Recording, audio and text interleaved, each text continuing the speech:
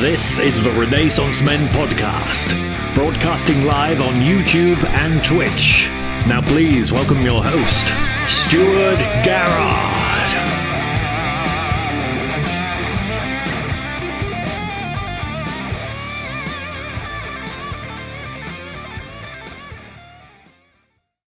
Good evening and welcome to episode 113 of the Renaissance Men Podcast. I am your host, Stuart Garrard, and we are broadcasting live on YouTube and Twitch. Joining me this week are my good brothers, Seddon, DRB, and Jimmy the Saint.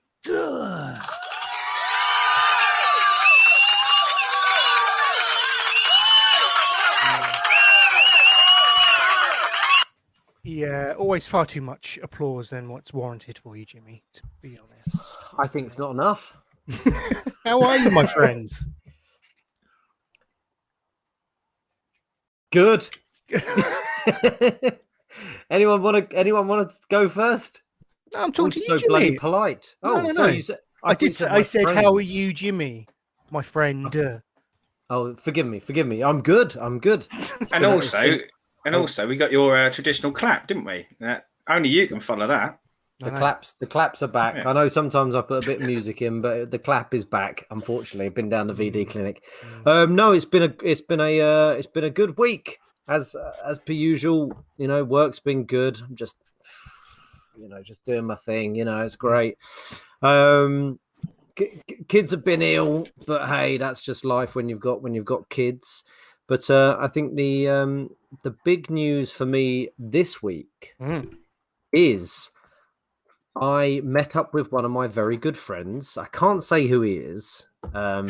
He's not famous, but I just don't know if he's announcing it yet. But he was a friend who has been, who's wanted to have him and his wife have wanted to have a kid for a while, and same age as us, Stu, and met him this week. He sent us a message this week.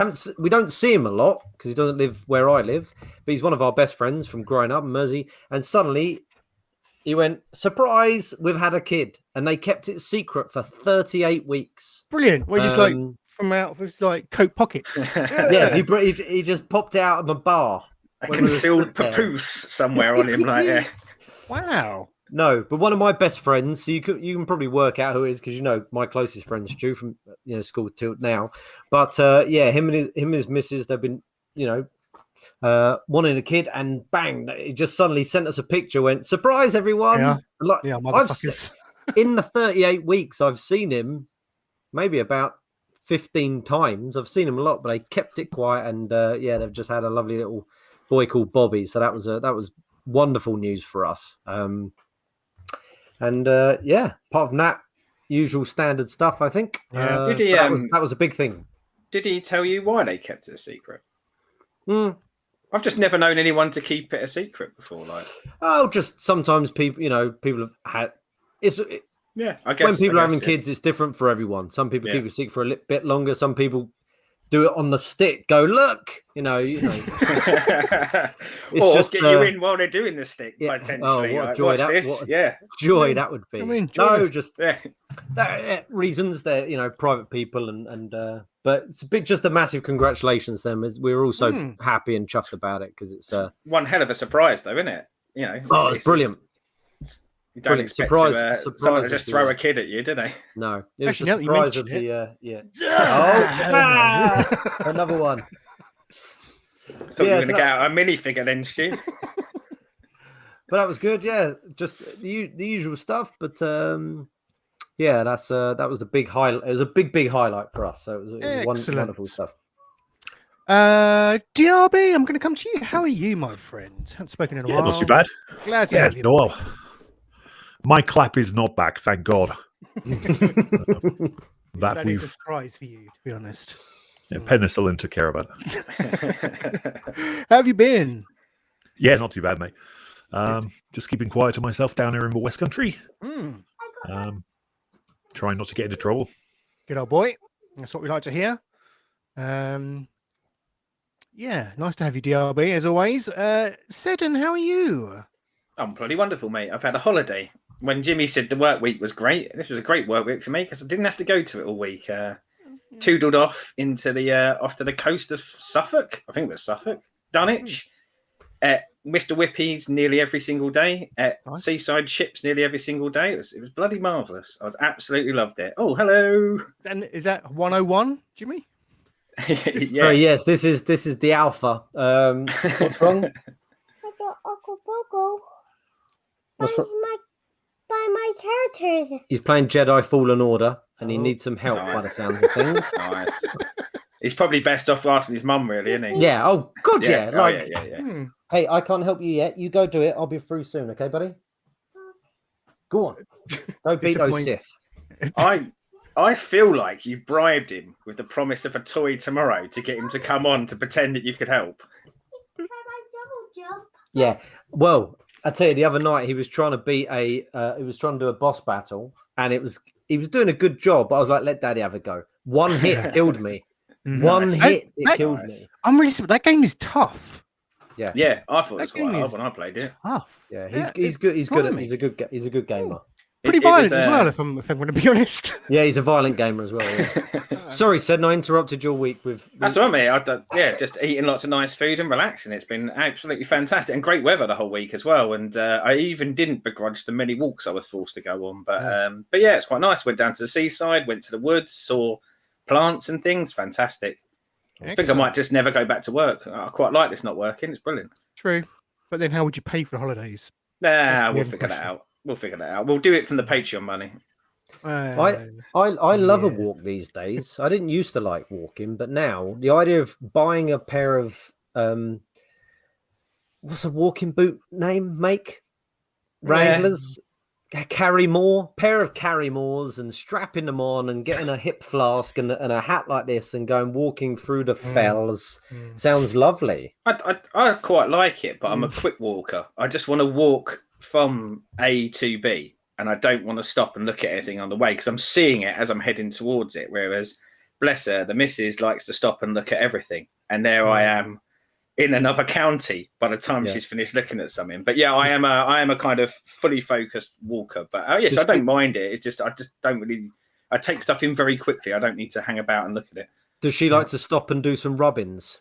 Yeah. She loves a bit of rubbing in the woods. Good. Yeah.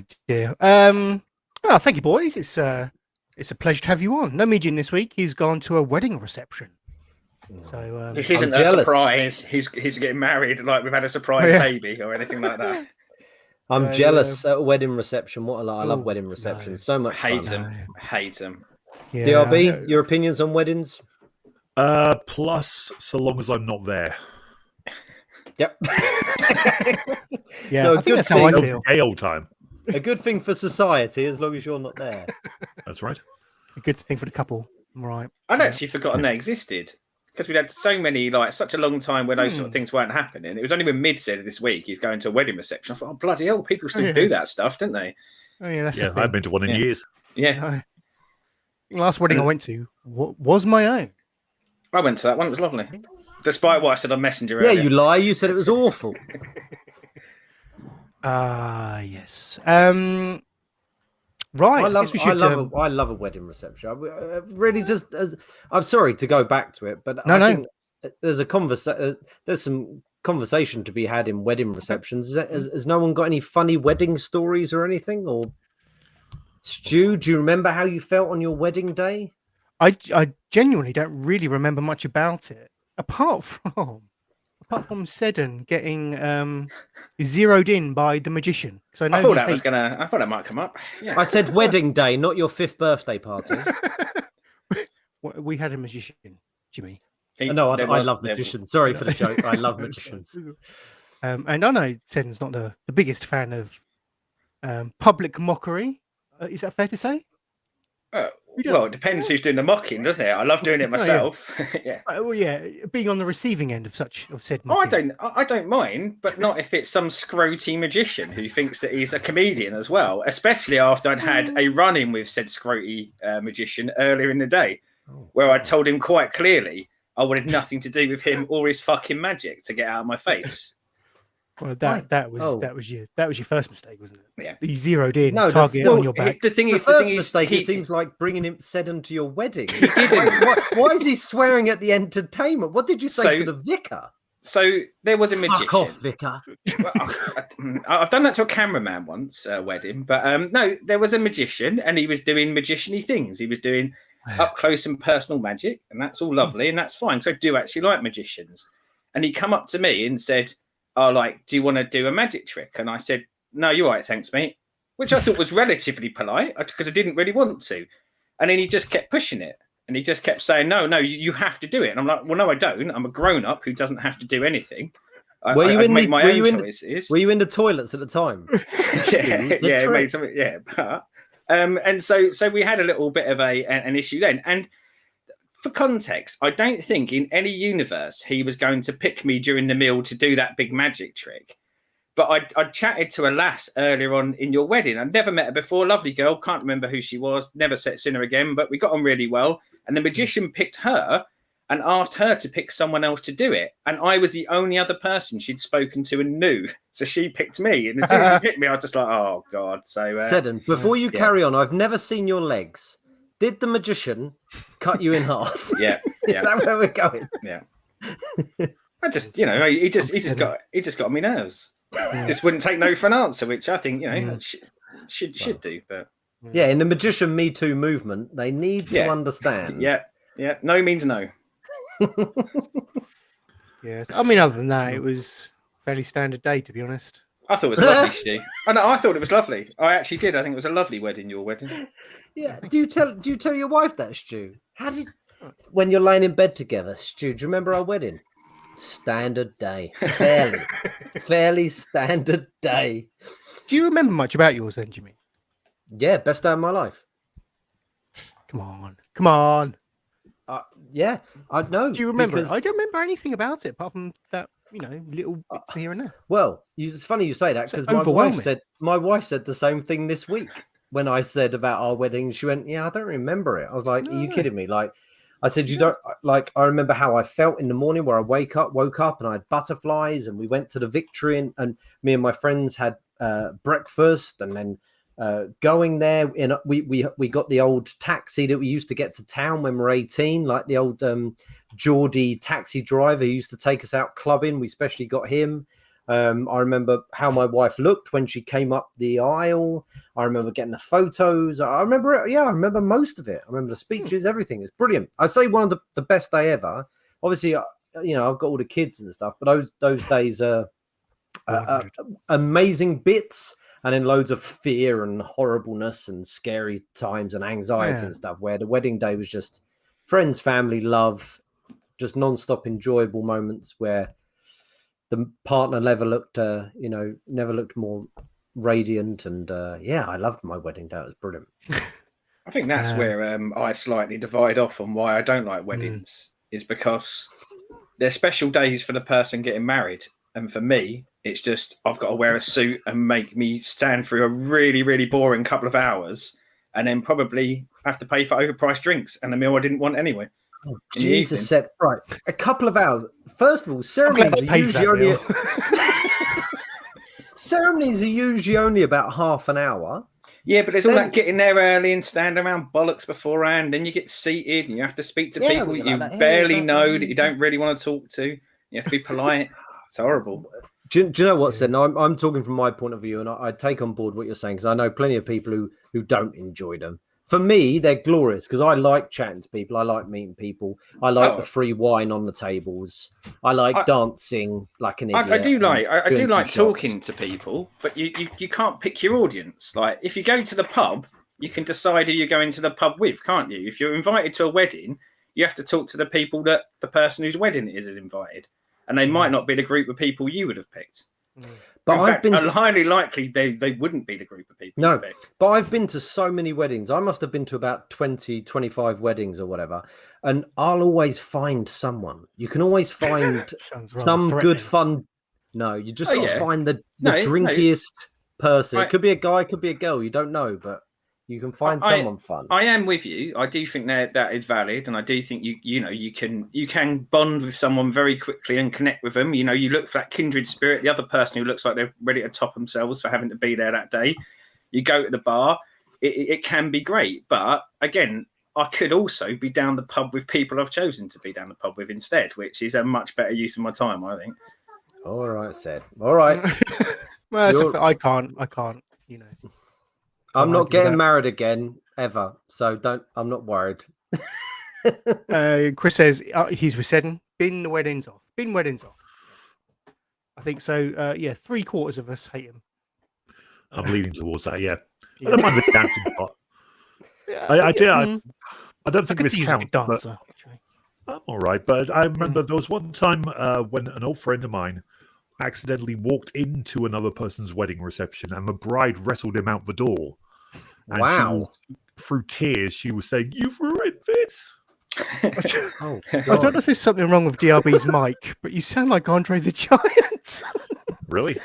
I'd say that's something right with the mic. Yeah. Cam. I've done that before. it's fine. I've done that Child before. 100. Leave. I've rocked into a rando wedding before, and it was okay. Because I didn't it was just happening in a room in the pub, and I'd just gone off into it and had a few drinks with people in there. That was fine. But yeah, I don't know how that could have ruined her day. But I guess that's the thing. That is one of the other things as well. Not having been the star of the show, I imagine there is so much build up and so much pressure that Said it will people depend can on go off which point you went into the wedding. If it was during the ceremony when they say, "Has anyone got any reason why these two shouldn't be joining the matrimony?" But even then, someone walking into a room isn't that shocking of a thing, is it? Like if you'd have run in naked, he had a massive, full-on beard, and this was 2002, and he was wearing a dress. So, are you saying he looked like a terrorist or a bad drag queen? Bit of a little both. from column A, a little from column B. Me and the guy who just had the baby this week, we gate crashed a Sikh wedding. We got stuck at the Tower Hotel in London, because long story, stag do, lost our bank cards, everyone left, we had no money in the hotel. Sikh wedding, we got kicked out 3 times. But the times we were in there was great fun at that wedding. It was a dry bar, which was unfortunate, but we had a good bloody laugh at that Sikh wedding, and we only got kicked out by not the groom. The groom kept bringing us back in. Bring him in. Bring him back in. So, Mid, if you are listening to this on the catch up, I assume you won't, but I hope you had a good time. Hope you let your hair down. Everyone at that wedding will hope he lets his hair down as well. It's luxurious. It is luxurious, isn't it? That's a beautiful sight this afternoon when he shared that with us. Yeah, he does have lovely hair. Right, let's address the elephant in the womb. Elephant in the womb. I need elephant in the room. We weren't about last week, so apologies for that. But poor old Benji, he was sick. He had to go to hospital with a chest infection and aggravated his asthma, so that's why we weren't about. So apologies for that. But the little lad has started school this week. That's kind of been the highlight of my week. I've taken him to school every day. I didn't expect to have such joy in that. It's a simple thing, but it was fun to do. Just kind of walking him to the short distance to school, kind of just taking him through around to his classroom now, and handed him off and see him go in. It was great stuff. It's lovely. One of those kind of key life moments, isn't it? It's kind of bittersweet as well at the same time. But yeah, it's not being a parent. I imagine it is nice getting rid of your kid onto someone else. There's a little bit about that. Yeah, there is that. Yeah, so you look after him and you give him back later, and you teach him stuff and make him give him better manners as well, please. And feed them. And just go, tax money. Yeah. My taxes. Yeah. Over to Just you. like when you do a successful layoff on a relay. Exactly. Yeah. Don't drop the baton, please. I've done my 100 meters. I'm out. It's over to you. Bring it home with the gold. Hand me back a child that's going to make a fortune and keep me in my old age. That is the dream, Yeah. Seddon. That is the dream. But Yeah. I don't know. Make I it. don't know if State School has that in it now. Make him super smart, please. Yes, please. Yeah. So yeah, it's a bittersweet moment this week, but it's kind of in a weird way. I think he's now discovering the joy of a weekend. You know, I think we all have that joy within us as working men, and you know, you get to a Friday, and Friday when you were at school, Friday afternoon, Friday evening was always the best time of the week, wasn't it?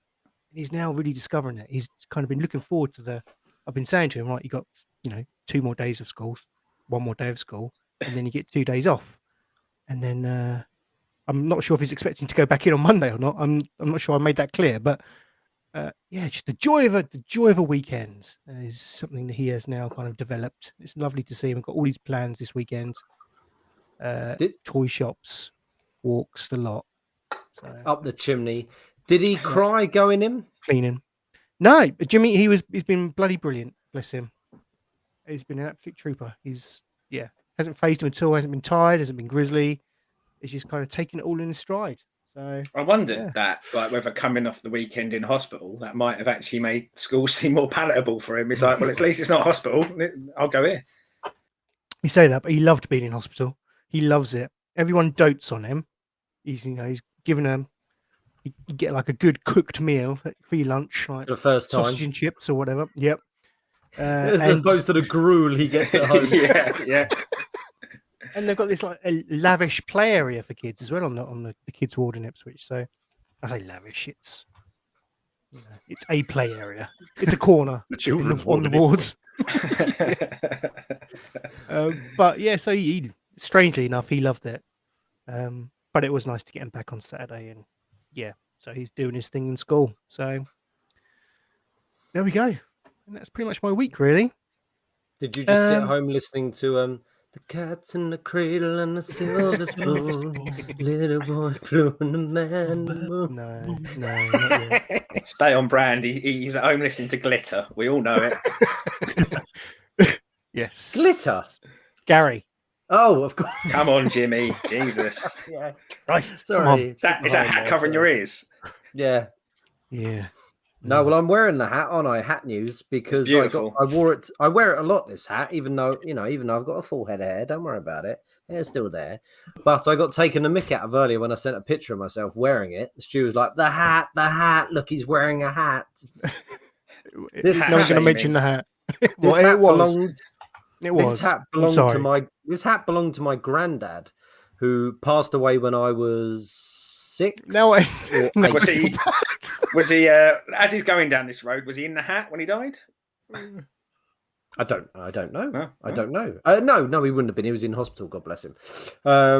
So I'd be surprised.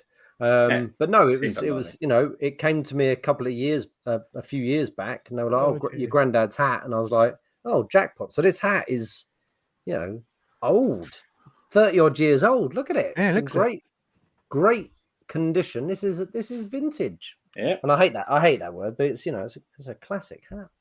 Classic hat. Well, yeah, okay. Now I feel bad. Obviously, you don't have to feel bad. No, it'll pass. It's gone. I felt an emotion for the first time. It's gone. No, you can always take the mick out somewhere. You didn't know that. Right. If you're here for the very first time, please hit that subscribe button and then I need to write this better. If you're here for the very first time, please hit that subscribe button and notification bell to keep updated with our latest content drops. That was it. Let's kick off the show by reviewing the Cult of Egg highlights from the past week. And we've got some questions, boys. We have some questions. So let's share my screen with you. Well, ask us Here anything. it goes. Here it comes. Here it comes. I'm getting better at this. Right. No. Oh, that's the chat. You don't want to see that. Do you remember when Seddon hosted for a week? No. Smooth as an eel. I didn't use any of this stuff. That's why. I just went bollocks to that. Bollocks to it all. Right. One from Seddon. Of course. These are carried over from last week, by the way. So thank you for sending them in last week. And we're going to honour them this week. I'm not on the show, obviously. Seddon asks,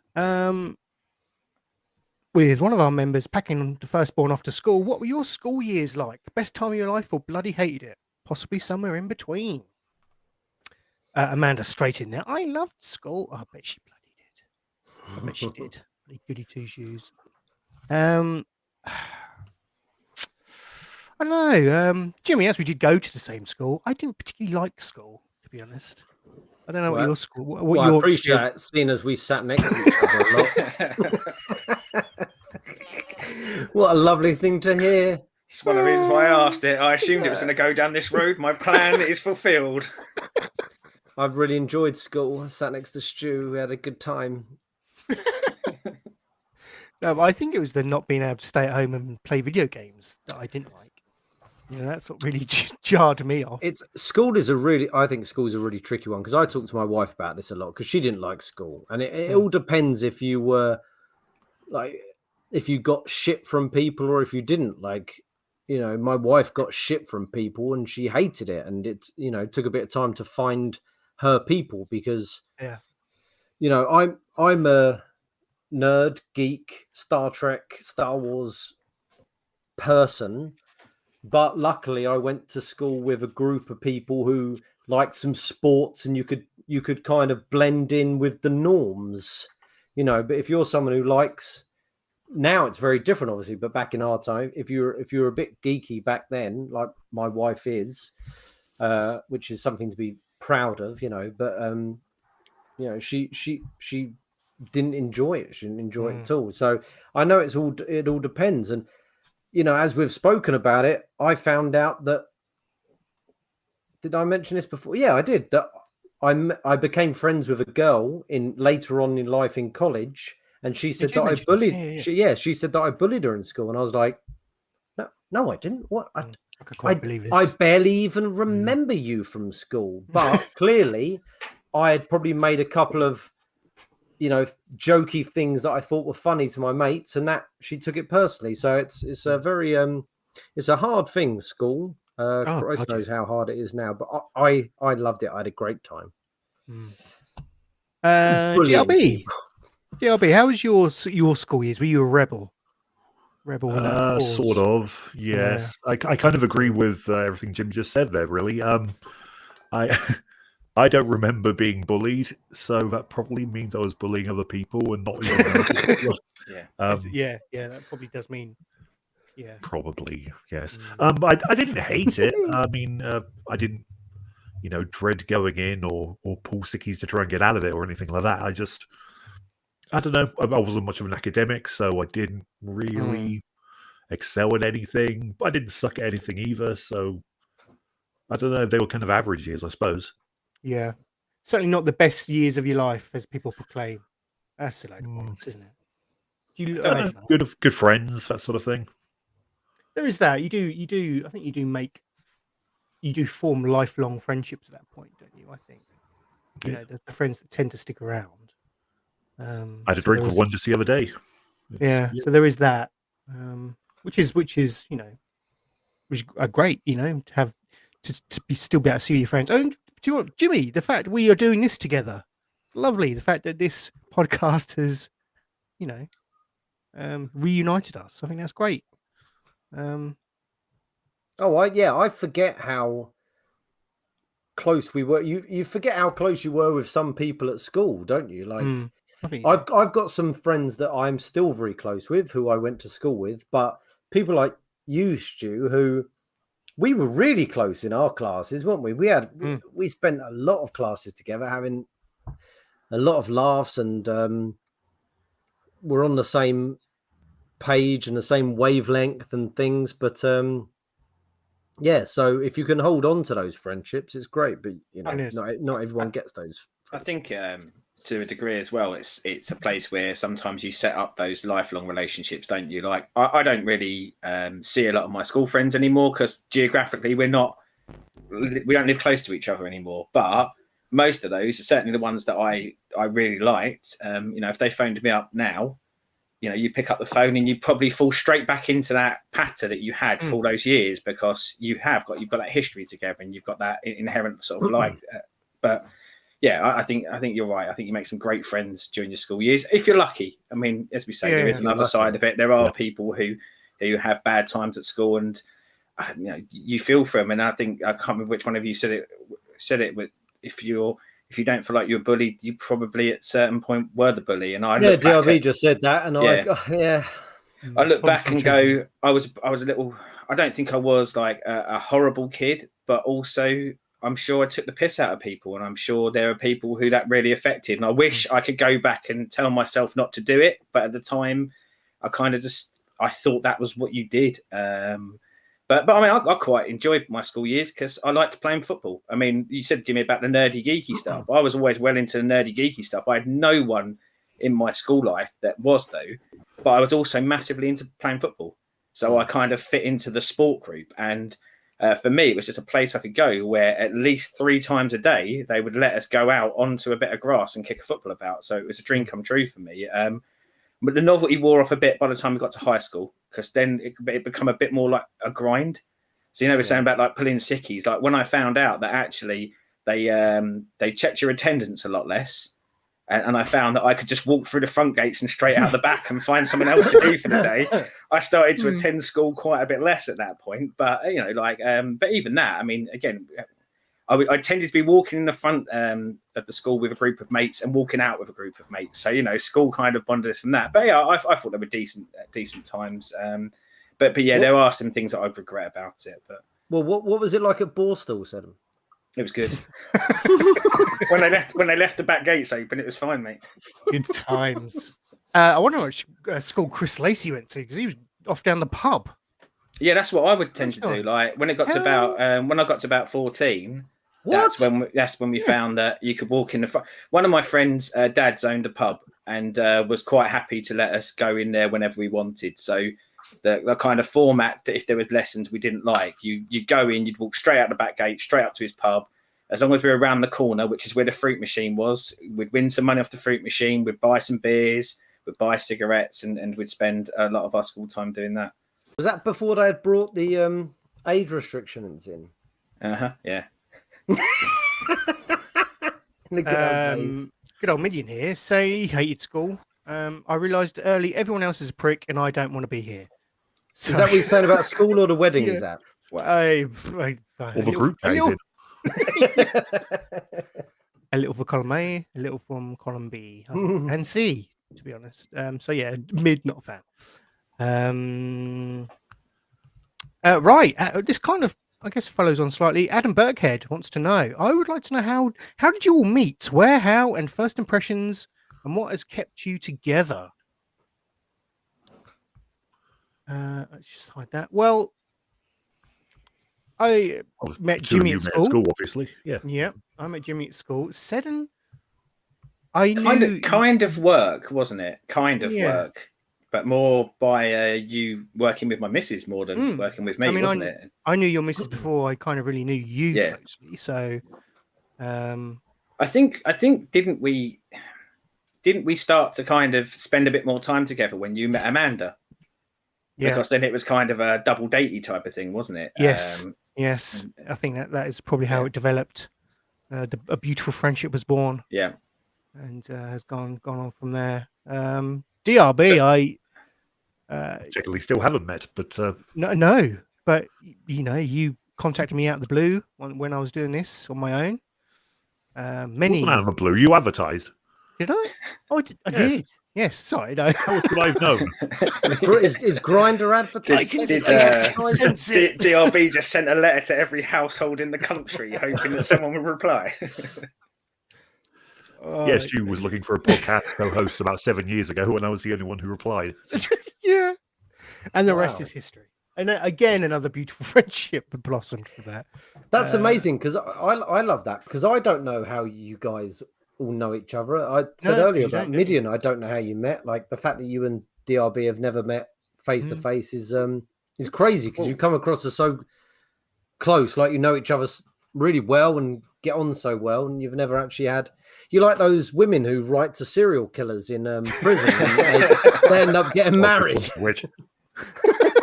Yeah, well, Pick your I know, poison, you know. I know Adam, who asked the question, and one of the things Oh, do you? he said to us was like how long I'd known you, Jimmy, and I said I've never met Jimmy, Yeah. and he was like, what? And I said, no, I've never met him, and I said like, and the first time I spoke to him, I was trying to remember how many episodes he'd been on, but I said probably we like 8-9 months ago. And I said before then I didn't even know he existed, and I said, but that's what I like about this is, you know, like it's that common bonds, sort of kindred interest in things, and you kind of just get chatting, didn't you? And then I thought it was quite nice that he thought that we all knew each other really well and we all had history together. But That's lovely. Well, yeah. Well, we'd started. Stu brought me into the group before I came on. We'd start. You asked. I think Stuart said, "Put down what you like," you know, Jim, and I wrote down the things I like, and Seddon, you said, "Oh, these are all things that I like as well. That's cool." Yeah. And yeah, obviously me and Stu knew each other, and Stu did a bit of an audition with me on Skype. I thought we were just catching up, but it was obviously an audition for me. But then he said it would be nice to have someone to come on with a chirpy Casting couch. disposition. no, Yeah, he made me jerk myself off on camera. At that point, it was just Stu was having to speak to me and Mid, wasn't he? So he must have been having his soul crushed every week with the negativity coming out. But Well, yeah, but you're negative in a happy way, you know. I tried to be.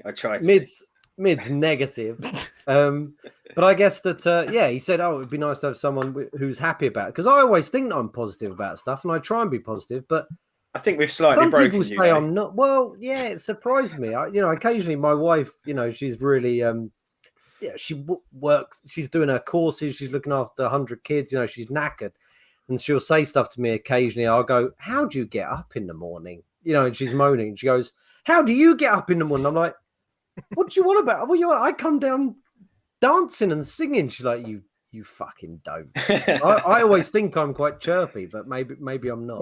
One of the things that was interesting for me was certainly with DRB and certainly with Mid is I knew them from the podcast. That's all I knew them from. I'd never met them. I just heard them talk on the podcast for years, and I'd listened to it like all the way through them doing like botch cut, well, everything that they've done up until this point. So it was quite weird actually getting on here and chatting with these voices that I'd heard before, and yeah, a little bit nerve wracking, I'd say, to a slight bit, because again, I was used to hearing them kind of vibrate each other, and the only other one obviously is Midge, who very much in the same boat, but I think I just chatted with him a bit more on Discord where we talked about sort of comic books and wrestling and things like that. But yeah, we're kind of connected by the show, aren't we? I think that is the ultimate connection with most of us. Yeah, I think that's what's really nice, which I've seen more and more as we've gone on, especially on the WhatsApp group, which has seemed to grow when someone's having a shit day and they just go, "I'm having a shit day," and everyone's just on it, trying to, you know, go. Trying to have bury a laugh. Trying to make him feel worse. Shut you pussy. No, but they're just, you know, they're just like sending out clips and chatting and making each other laugh. And, you know, I'll look away from my phone and I'll come back and there's 50 messages in the group. And oh, for fuck's sake, let me try and get through this shit. There are some days at work where like I'm technically not allowed my phone at work, and if I don't get a lunch break, there are days where I'll come out at the end of it, and you're right, there'll be like treble figures messages, and I'll be like, "What the fuck happened?" And I read the first one and then just skip to the end and just go, "Oh well, they'll tell me if anything happened." I'd love for us to be able to have a face-to-face, all of us to go for a, you know, dinner and drinks and stuff. Dinner and a dance. It'd be great, but obviously maybe we can meet at a wedding, something like that. Well, DRB. I didn't know you. I didn't know you were in the West Country. Yeah, down in Dorset. Right. Yeah. See, I'll be up for that as a road trip. Lovely place. Oh yeah. We could do, couldn't we? But then Mid's in the Midlands, isn't he? Or where is he? Up north? Yeah. Merton. Yeah, up that way, isn't it? Yeah. Where's Midge? He's that way as well, isn't he? Worcester. No. That's like, I guess the other side, isn't it? But yeah. We'll find somewhere equally distant on a map. It will be like in the middle of a river or something like that, and we can meet up there and have a few beers. Go fishing. Yeah. I'd love that. Except I can't fish, cap, but I'd love your to. cap. Yeah. Bring your cap. I'm going to direct this next question to Chris, to DRB actually. A question from Chris Lacey. I'll address it to DRB in the first instance. So he initially asked us what would be our dream 5-band festival bill. Oh my god! So as I know, I'm It's throwing a tough this. question. We've had 2 weeks to think of this, and I still haven't got me 5.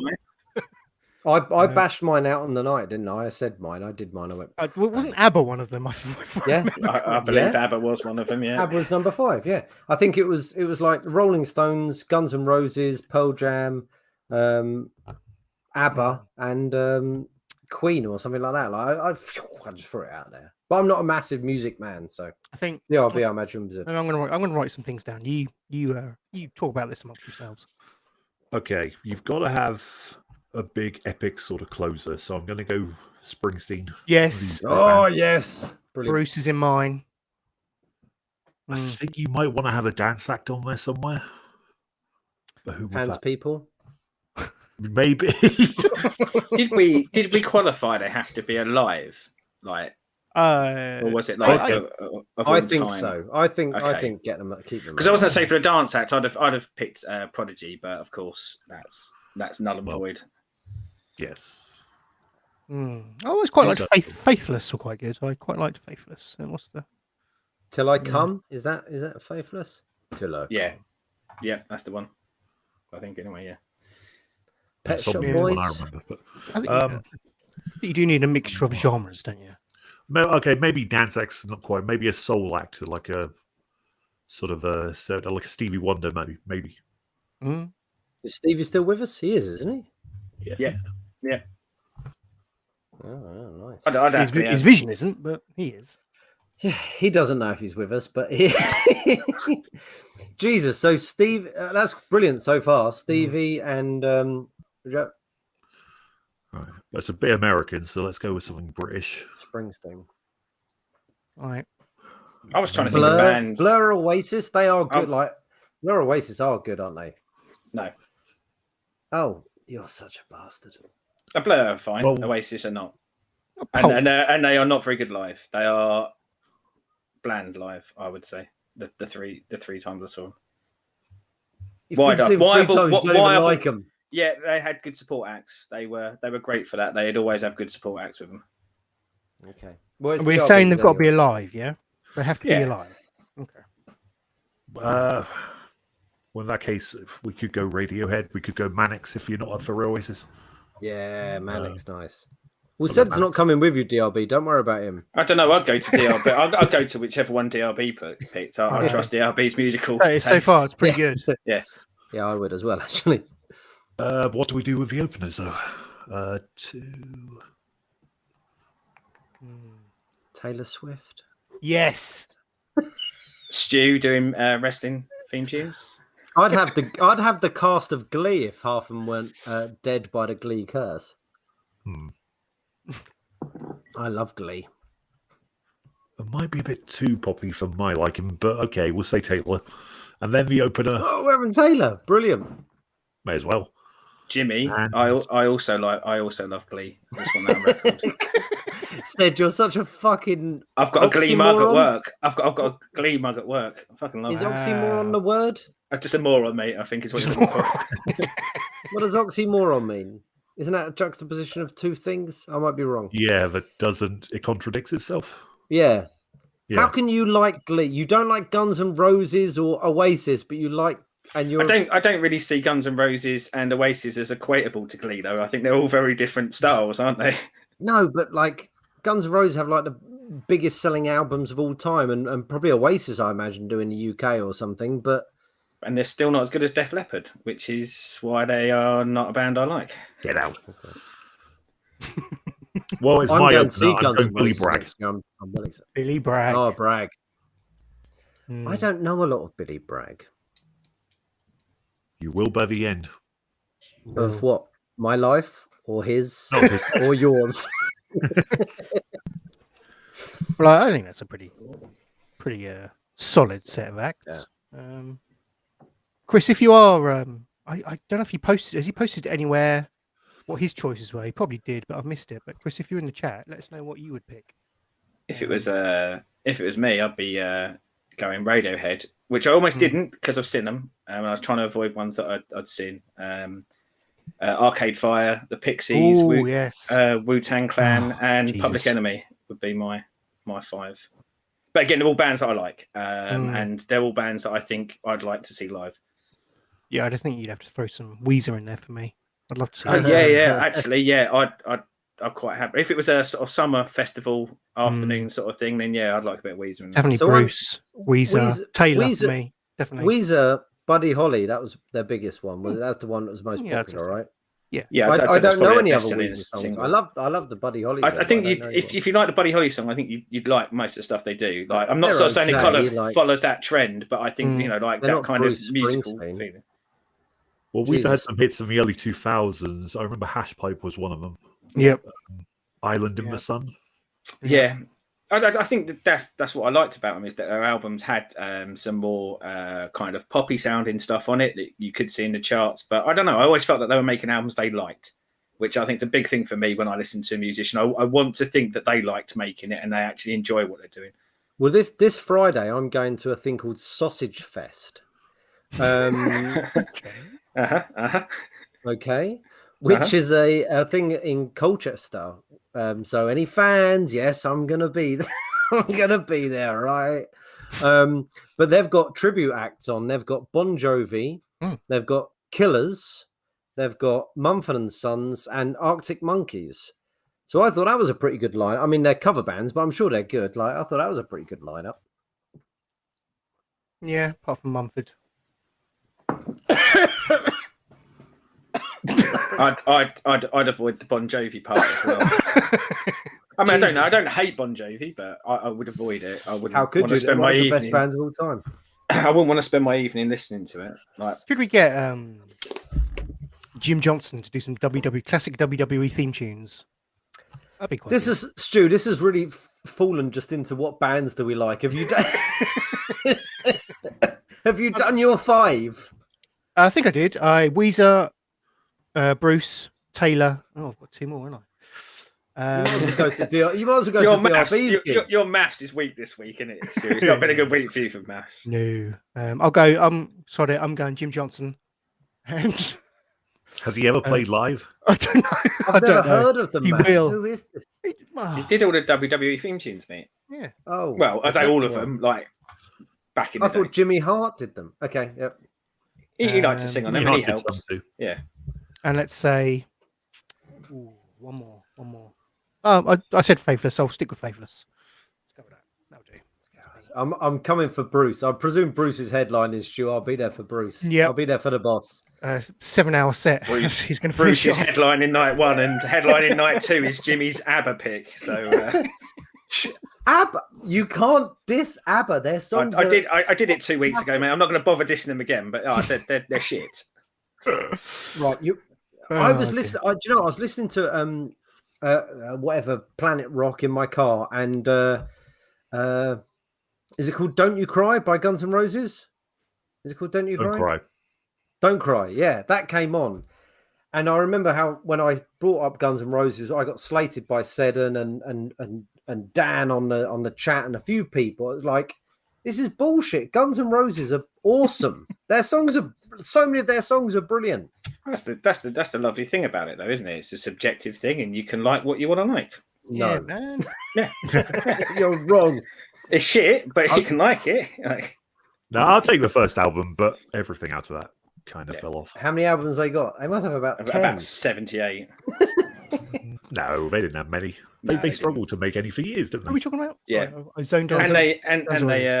And they fell out as well, didn't they? Which I think probably. Well, I've got tickets to go and see them next year. Original lineup: Duff, Slash, Axl. They're all there, all in their wheelchairs. They're all coming out, doing their bit. I can't wait. And supporting them, I think ABBA. is the Pixies.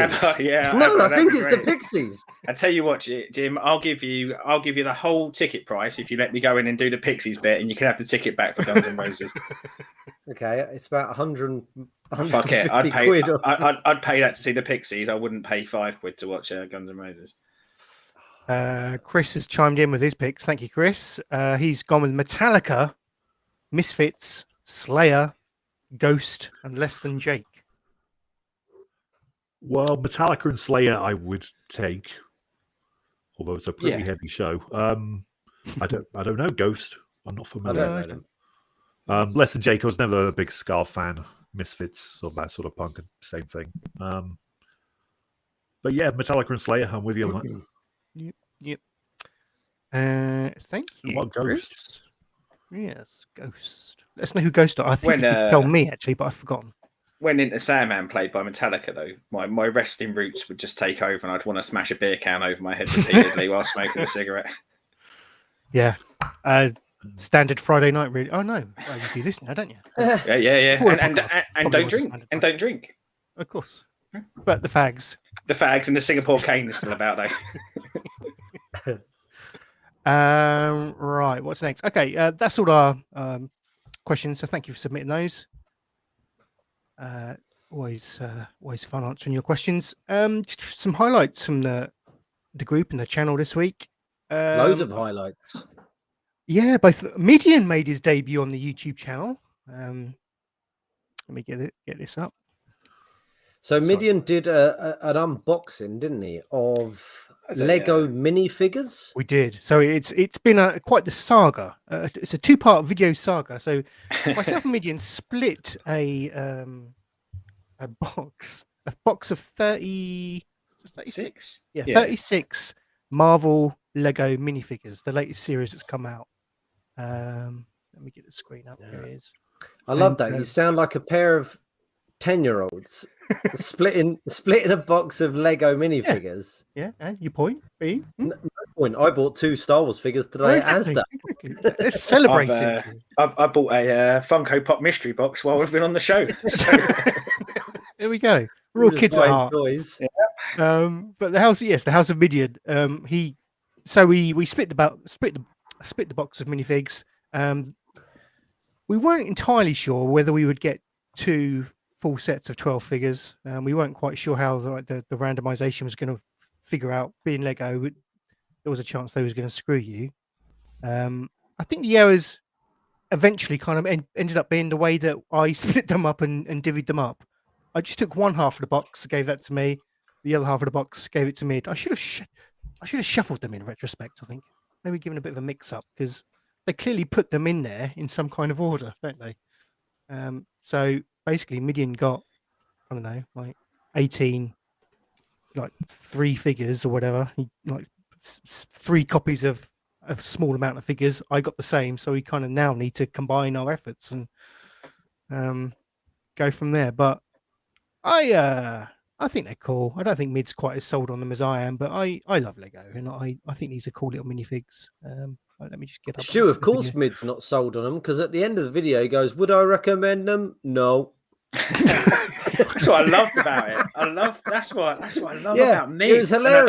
I don't want to be nice about Mid because he's not here, but that's what I love about him is that he'll just be honest, wouldn't he? Like, honestly, it's crushing. There's no flaring it up. It's just like, I didn't like it. It's not really good. The end. Here we go. I'm gonna do an unboxing. Here we go. Spider-Man. This one, Scarlet Witch. Would I recommend them? No, load of shit. Don't know why I bought them. Anyway, onwards and upwards. I'm off to a wedding now. That's the best accent you've done in the 6 months you've been on here, mate. Really? Because I don't even know what accent that was. It was dour enough just to be Mid. One of the things that surprised me when you guys were talking about it, and I know obviously you were kind of right up for it, but I was just surprised you went for this set because.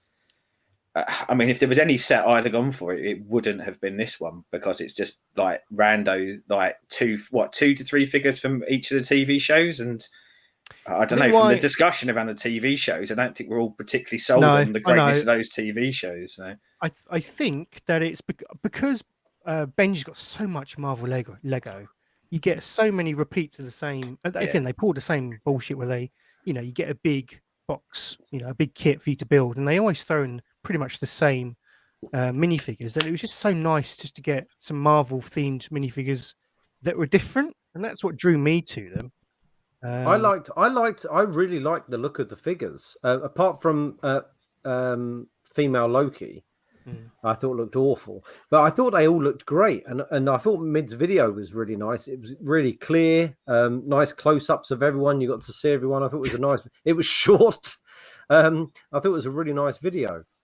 Lady Loki. I can't remember what's her name. Sylvie. Sylvie. Yeah. Yeah.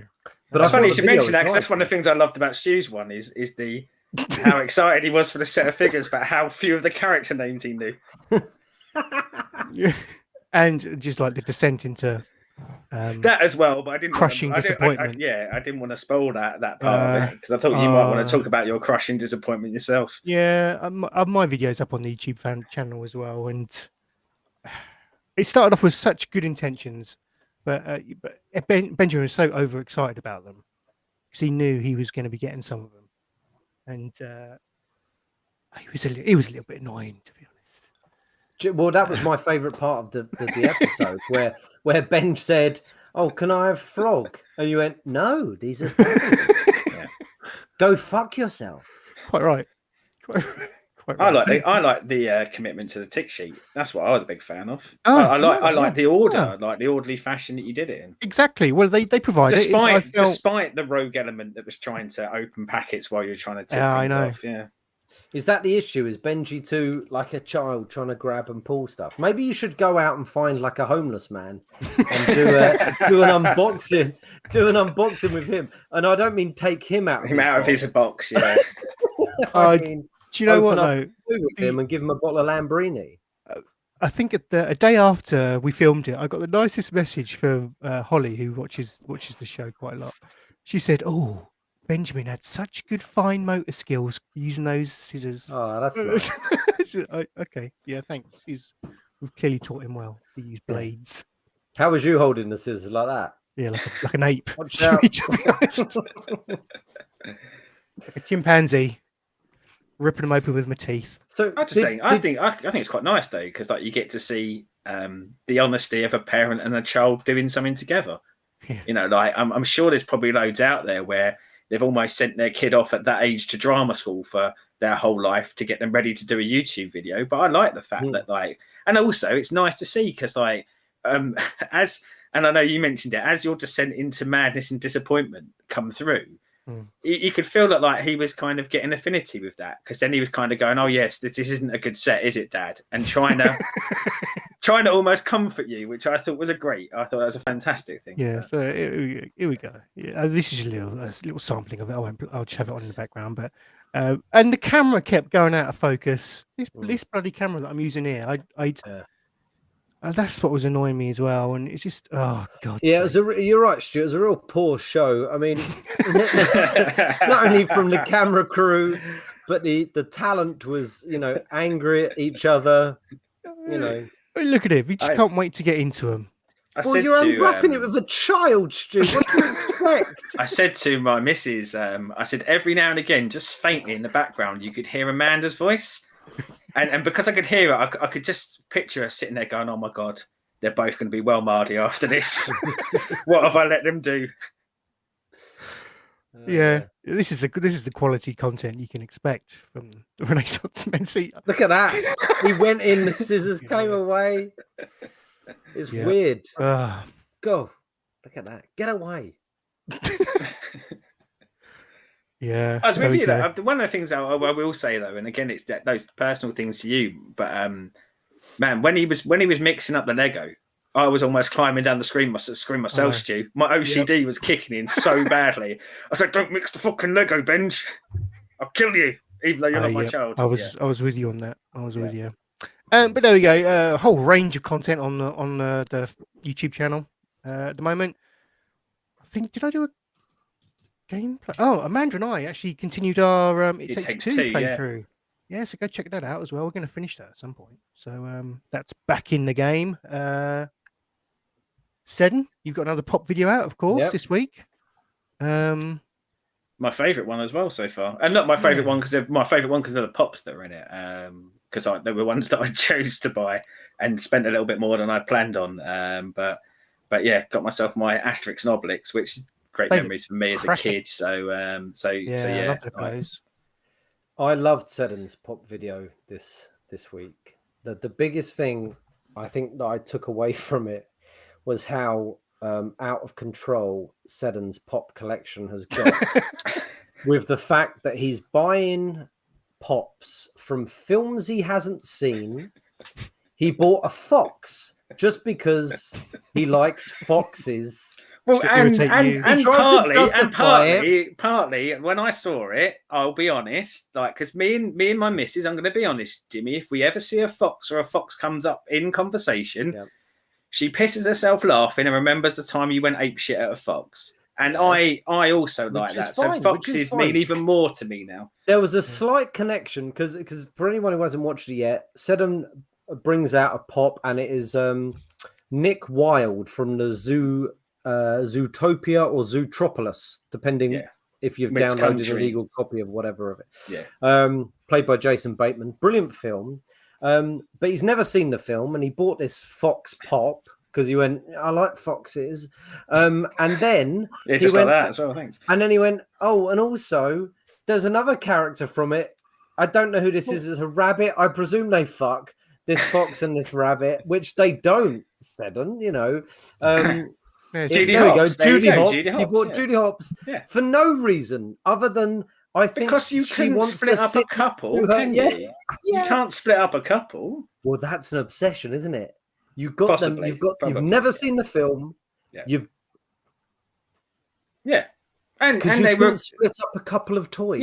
Yeah. They were and in my defense, they were a good price, but primarily it's because I didn't want to split up the couple. Yes, yeah. I have showed my now wife seen. this. I've seen over 50% of that movie now. I did start watching it good last stuff. night. Yeah. It's good, isn't it? So far, I did not like 40% of it, but the last 10% I started watching, like the last little bit I got to, started to get really good. So I've got high hopes for the rest of it. Love the look of these. They were they're lovely, So yeah. cool. They're so They good. They're were coming out of lovely. the box and going somewhere around it. Asterix and Obelix. You found that Asterix and Obelix, DRB? I'm not that familiar, to be honest. I know a bit, Yeah. but I never really got into it. I said like for me it was them and Tintin. Like in my local library, they were kind of the only. Well, I say the only books. I guess they did have more books than that, but the only thing that probably like jumped out on the shelf for me, and I just remember reading Asterix, Obelix, and I say Tintin books, just tons when I was a kid. Tintin I liked. Right, did you ever see? Oh my god, I forgot about this. T-side Tintin. No, It was a No, but it sounds amazing. series of viral videos that people were making in the early 2000s, and it was Tintin, the cartoon, but it was revoiced as if they were all from T-side, and they were all very, very nasty to each other. It was good fun. T-side. I think I've seen T-side Postman Pat when he's talking about his gyro. I've queued it up for later for I after the think show. this is the original. It's already on, said. Right, let's have a look. Let's have a look. No it's sound, not. Stu. Yeah. Can you hear it? No. No, Damn it. Oh, I know. I haven't shared sound. Sorry. I'll probably get I mean, I don't remember which videos were good or which ones weren't. copyright strike anyway. But yeah, I'll key that up for later. Yeah. Excellent. T-side Tintin. What a brilliant concept. Oh, yep. Ooh, that's like that. That's for later. Stu, And, can you play with DRB's mic? Because he's still popping, isn't he? I don't know if he is to everyone else. Why? Because you weren't at the start. It's only since we've gone live. Why would I be popping? well, we're sorting out popping just to say with more content to come. I think like the unboxings will carry on. I, with a notable commenter, have recorded a couple of episodes now of a comic book one, which will go live with probably in the next couple of weeks. Been doing some editing stuff on that, and when I say editing stuff, don't get carried away. Just needed to cut out the shit that didn't make sense at the beginning and the end. But that will be coming very soon. So yeah, I think the content will just keep on coming. Oh, And maybe yes, a little, yes, maybe a little something, Botchcast related in the future. Don't worry, it's not going to be. I don't think it's going to be something that we're doing every week and going to grind ourselves out of love of wrestling again. But I don't know what you guys think, but it seems right to kind of bring it back because wrestling is just so. If 30 years of watching Vince product can't grind the love out of me, then doing a show with you guys isn't going to do it, is it? Well, that when I came on board, I was in to talk about wrestling. I was excited to. That's why I came on board originally because I was so into it. But as the weeks, it didn't take long before the wrestling got so bad in WWE, like so bad that it like no one wanted to talk about it, and I was only watching like highlights. But then obviously there's been a renaissance in wrestling over the last couple of months, hasn't there? There really has. So there's with AEW, WWE. Who do you watch? The NRA, Stu? And Impact and stuff. There's so much to talk about now. It does feel like it needs its own show. When Stu wasn't here, me and Seddon and Mid probably did about 2 hours just on wrestling alone. Yeah, I kept flitting in and out, and you were still talking about wrestling the whole show. So there was so much to talk about. Well, that's what I'm trying to avoid. I'm trying to avoid us putting out like really long shows and having to curtail either one side or the other of the content. So yeah, I'm with you on that. I'm using a webcam audio. Okay. I thought you got nuclear for a second, DRB. Something's clicking.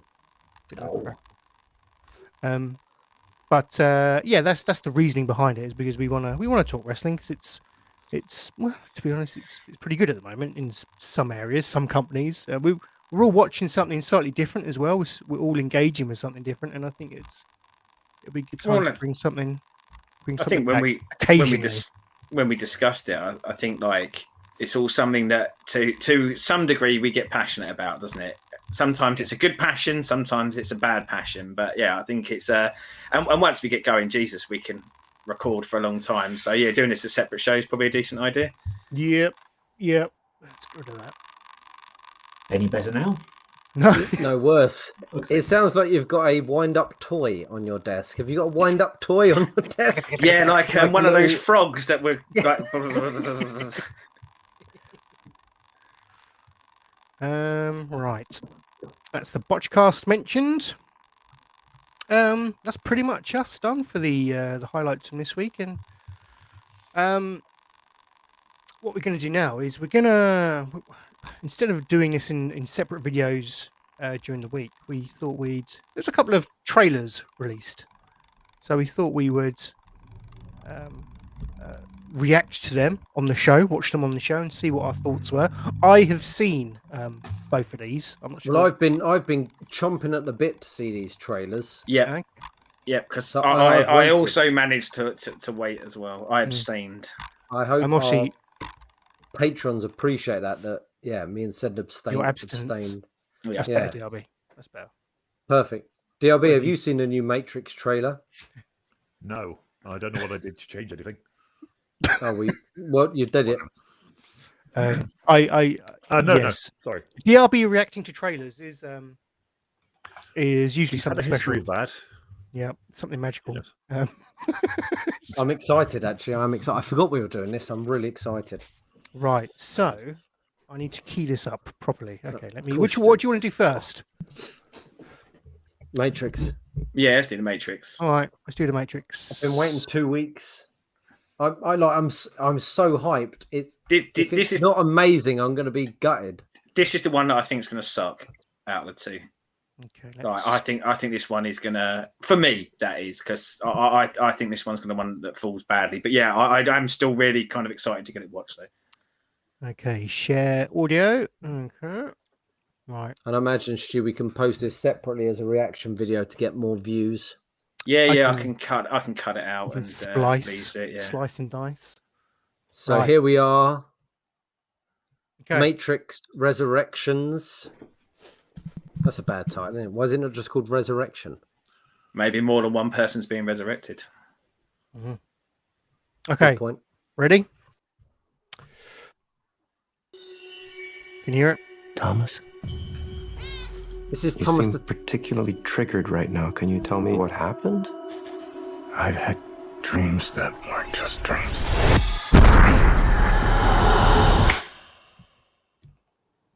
Am I crazy? We don't use that word in here.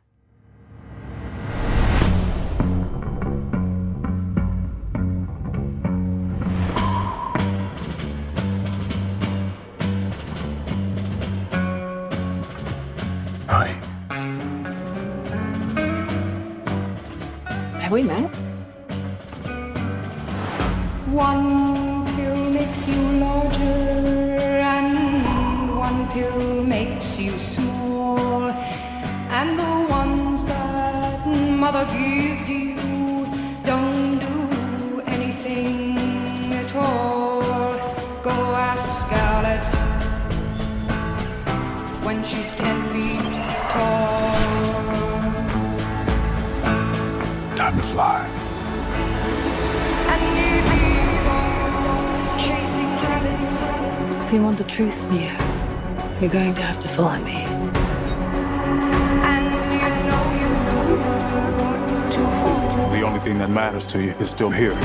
I know it's why you're still fighting and why you will never give up. You don't know me, no?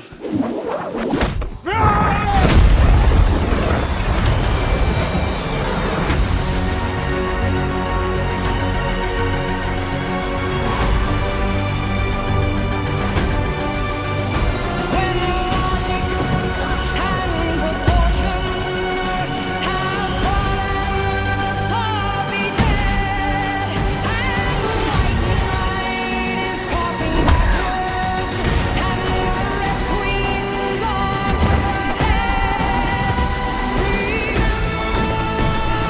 Remember what the Dharma said.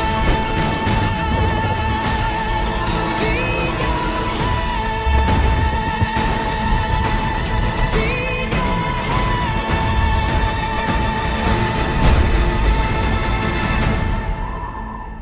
After all these years, to be going back to where it all started.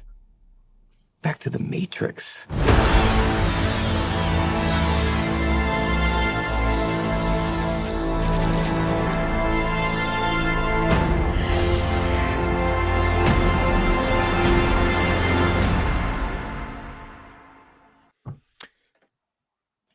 There you go.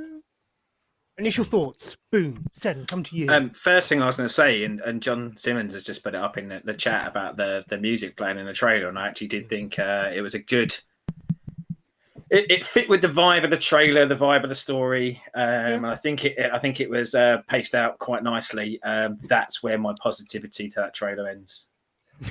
I was White Rabbit by Jefferson Airplane for anyone wondering. Yeah, but I just think they mixed it up really well in the trailer, didn't they? I think it accompanied what it's doing as we say the story. But for me, it looks like Matrix 2 or 3, and it looks like someone's come back many years later and said, "Shit, we fucked up 2 and 3. Let's give this another go." And there was nothing in there that I found remotely inspiring or interesting about it, looking like it's going to do anything other than a repeat of everything we've already seen. Yeah, you might be right on that. But my issue with all those sorts of trailers, I feel like I've just seen the whole film. Yeah.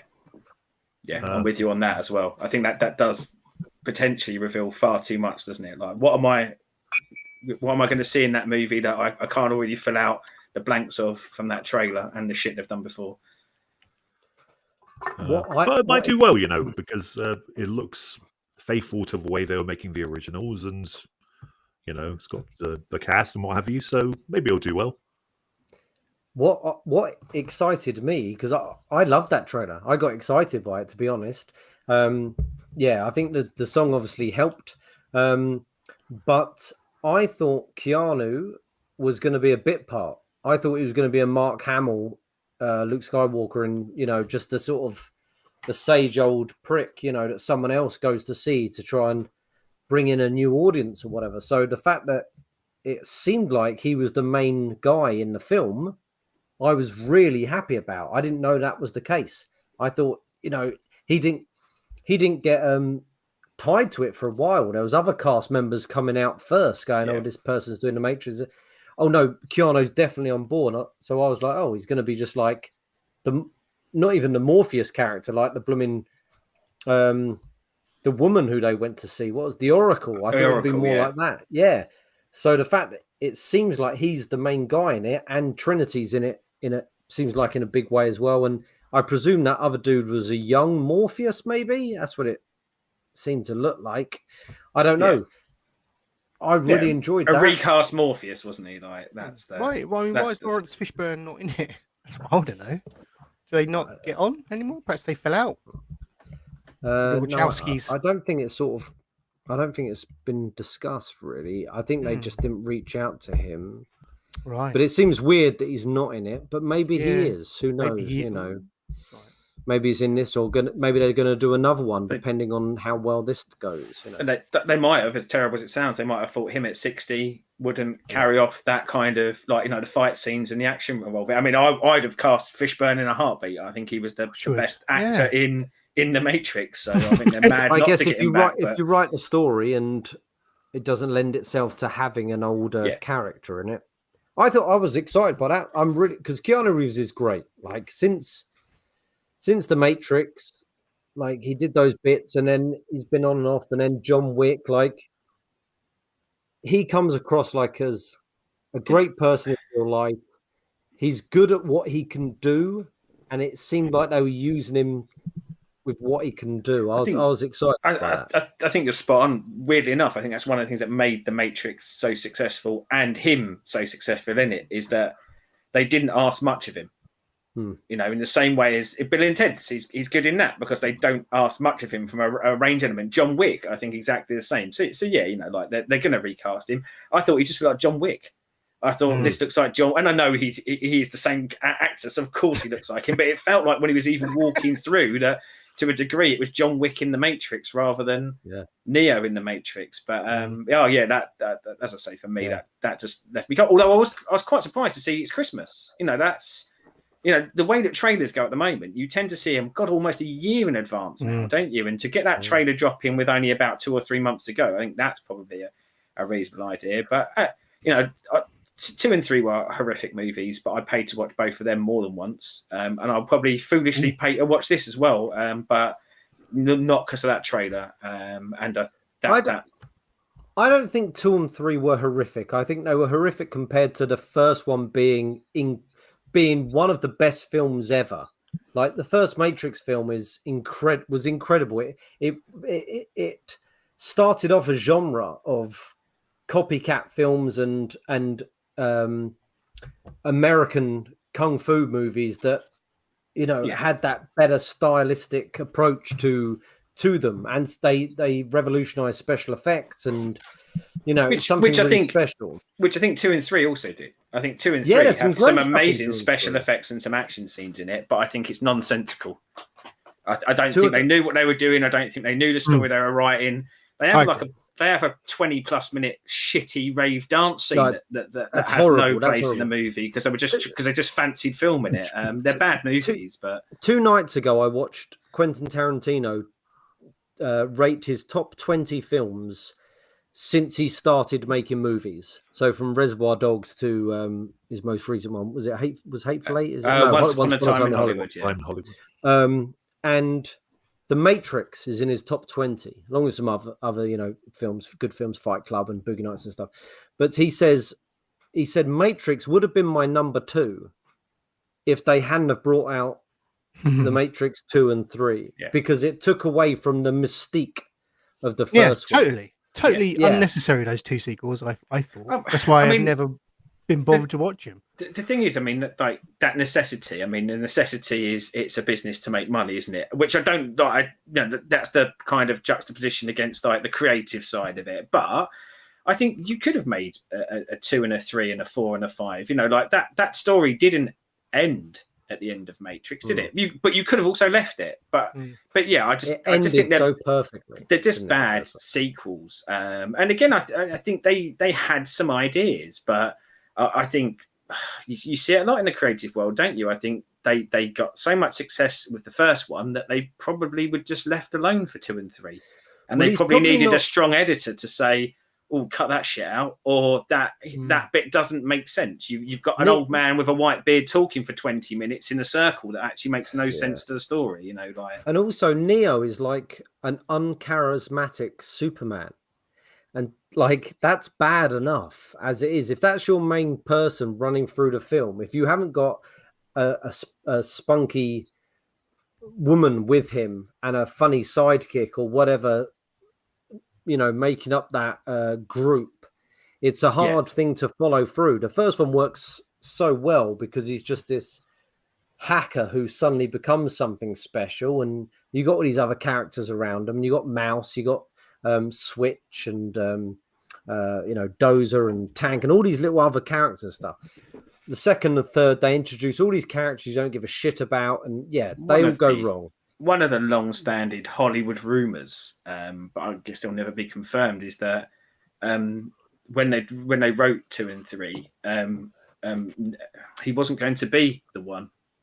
They'd never planned on him being the one. It was going to be another character, and it was going to be played by Aaliyah, the singer, but she died before filming started. So they kind of reworked it all. But yeah, so like maybe that's what threw him off, is that they had a story. But yeah, I don't know. Like, there's a bit of me that says, why are we coming back to it? I hope we're coming back to it this many years later because they've got a story to tell. I'm a bit jeebish from that because that looks like they're just going to tell the same story again. And that worries me if it's just being churned out for that. But hopefully they have a really good idea and that they have something that they really want to get across. Yep. DRB? I think it's nostalgia, but we'll see. I agree, but I love nostalgia. So that's why I'm excited, because Keanu Reeves. Yeah, and there is a market for that, isn't there? There is. Oh God, there's people out there who will. There's a mass market for it, isn't it? You can make a fortune out of that. I always go, and I think this might come up in the next trailer, and I haven't seen it, but just based off something what Stuart said in the chat. But if I want a nostalgia kick and I want a nostalgia for the Matrix, I'll put the Matrix on. Oh, I see where you go with this. Because they've already made the Matrix. Yeah. I can't really add any more than you boys have added, to be honest. Are you excited about it, Stu? No, I'm not massive. Apart from the first film, which I thought was amazing at the time and did so much for, just action cinema and, filmmaking, how you actually kind of do special effects and such. I've never seen the sequels. I never want to see them. And I don't really want to see this, to be honest. It does look nice. I'll give it that. It's very crisp and, whether it's pushing the envelope the way the first film did, I'm not sure, but I don't know how it could push the envelope now. I don't know how films can push the envelope now, really. Well, it's certainly not with special effects. They just can't, really. You need someone like the Wachowskis to come along and do something that no one expected, like they did with The Matrix. But again, I'm with you, Jimmy. I think every year, every raft of movies that come out, it gets harder and harder and harder to do. But someone will knock our socks off at some point, and you'll go, wow, I never even thought that anyone would do that in a movie. And it's weird when films sort of knock you. Like I loved The Joker, but it's just Taxi Driver, King of Comedy. It's films from the 70s, just done now with the Joker in it. So yeah, it's tricky, isn't it, to knock our socks off now? Right. The next trailer we're going to look at is the next series from Disney and Marvel on Disney Plus. It's Hawkeye. Featuring obviously the character himself, Hawkeye, and Kate Bishop. And the first time we get her in the MCU, played by Haley Steinfeld. Is it Steinfeld or Steinfeld? I never know. Let's go Feld. Feld. I think of it like Seinfeld. So that's so I okay, we'll go with that, as long as we're in agreement. I loved the look of this, not to spoil things, but let's just get the trailer on. And when's this set, Stu? Say again, Jimmy? Do you know when this is set? After the Black Widow movie. So kind of now-ish. And somewhere around Captain America and Winter Soldier, I believe, as well, isn't it? Is it? I thought... I presume so, just because of how, spoilers, Black Widow ended. Well, I haven't seen the trailer, so I don't know. Yeah, I'm trying to think. Yeah, I'm trying to think off the cuff. Is there anything in there that kind of tells you when it would be? Anyway, I can't remember, to be honest. Well, we shall see. Right there, Jimmy. Roll them. Yeah, sorry, I just did a big yawn. Sorry, 100 kids. It's quite all right. Okay, let's do this. This is the first Christmas we've had together in years. I love you guys. I'm making up for some lost time. Authorities are wondering if the masked vigilante who terrorized the city's underworld is back. The past has caught up with me. Should we be worried? No, it's nothing. I'll be home for Christmas. I promise. It's the most wonderful time. When I wore this suit, I made a whole lot of enemies. You're a Hawkeye. Who the hell are you? Some people have actually called me the world's greatest archer. Are you one of those people? It's the most wonderful. Hey, babe, I should be back in a day or two. Hang on a second. With the kids jingle belling and everyone telling. Things have gotten more complicated. It's the most wonderful time of the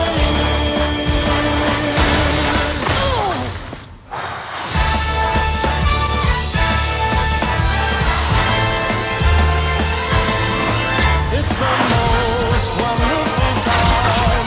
Yes, the most wonderful. This is too dangerous. Definitely not this one. You don't have to say definitely like that. Holy shit! There are arrows more dangerous than that one?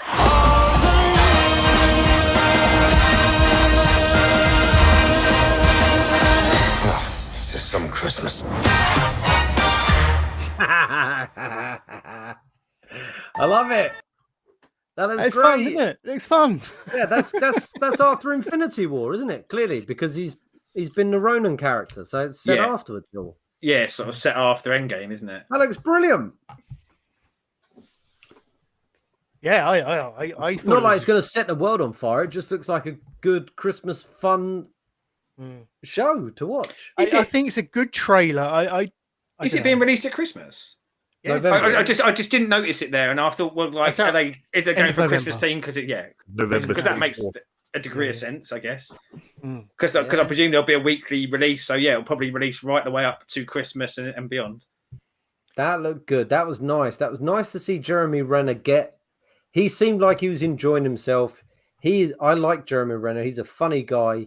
He's taken a lot of shtick as Hawkeye. You know, he's done a lot with the character on shows and stuff, and that seemed like a good place for him to be. I love the Avengers musical in the background. I want to see. I thought that looked great fun. That looked like something that my wife would watch with me, rather than some of the over political or some of the things that take itself too seriously shows they've been doing.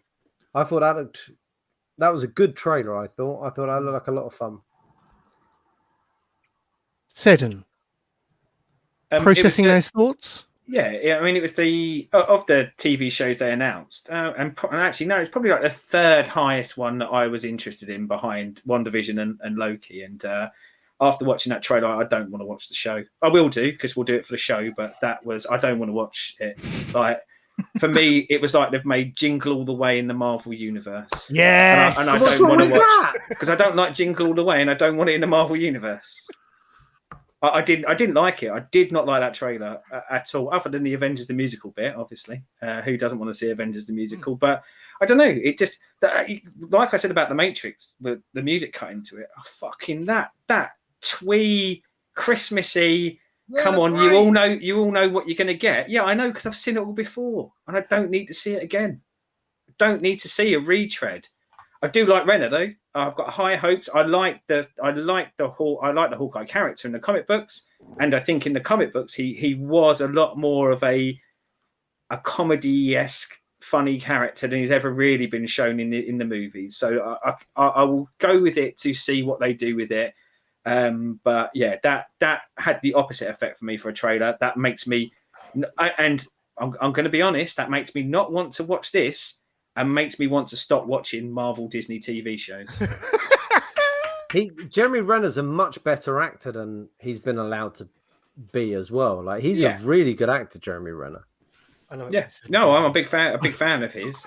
But we'll get into that when we get into What If, because that partially pulls into the me wanting to stop watching the Disney Marvel. So there is a build up to it. But that trailer was the pits for me. Oh God, Jimmy. DRB. Oh yeah, I'm with you. I mean, it looked fun, I guess. I'm not into the MCU, so I have no opinion either way. I have no strong feeling one way or the other. I thought, Stu, tell us your thoughts, just apart from what you thought it looked good. Yeah, I just thought it looked fun, and I love the theme. You know, having it at Christmas, I wasn't expecting that. I don't know, just adds that little. I'm a sucker for that kind of stuff, and Yeah, for me too. It just, yeah. I love Hayley Steinfeld, as I think she's a good actress. I love the stuff she's been in. Bumblebee and I didn't feel like that trailer accentuated her though. So I'm with you. I didn't like Bumblebee, and I think she's awful in it. But True Grit, I think she's amazing in it. Like she is. Like that girl has got an amazing range. Was that her in True Grit? She's great in True Grit. And this was just someone trotting out some poorly slapdash written lines, wasn't it? Like it's very generic. I thought they were fun. Fun one-line zingers is what I would call it. They're not showing off their acting prowess in that trailer, is it? It's just fun Christmas action. It makes me fear though.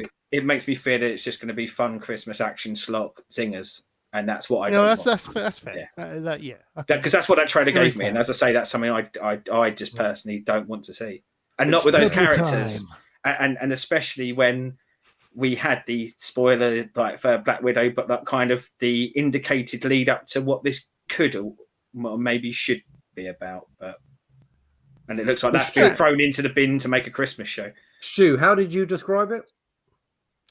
Die Hard with arrows. Yeah. I didn't see Die Hard at all. Other than the fact that they there's a building that someone's fallen out of a building. It said Christmas. If the criteria is having a building, no, I mean as I say, for me it was Jingle All the Way. That's what I got out of it, not Die Hard. No, I'm closer to Die Hard, Stu. I'm closer with you. Bro. It's more Die Hard than Jingle All the Way. Yeah. I just thought the zingers were the Jingle All the Way bit, and that having to do something before Christmas. Though. There's zingers in Die Hard, and he's got to do something. Ironic zingers, and it's happening at Christmas. Like Christmas isn't the thrust of it, which him getting back in time for his family for Christmas. Oh, let's hope he does, eh? Oh, but he doesn't. Oh, all the tension. There's no fucking tension. He'll get home in time for his kids at Christmas. There you go. We don't need to watch it.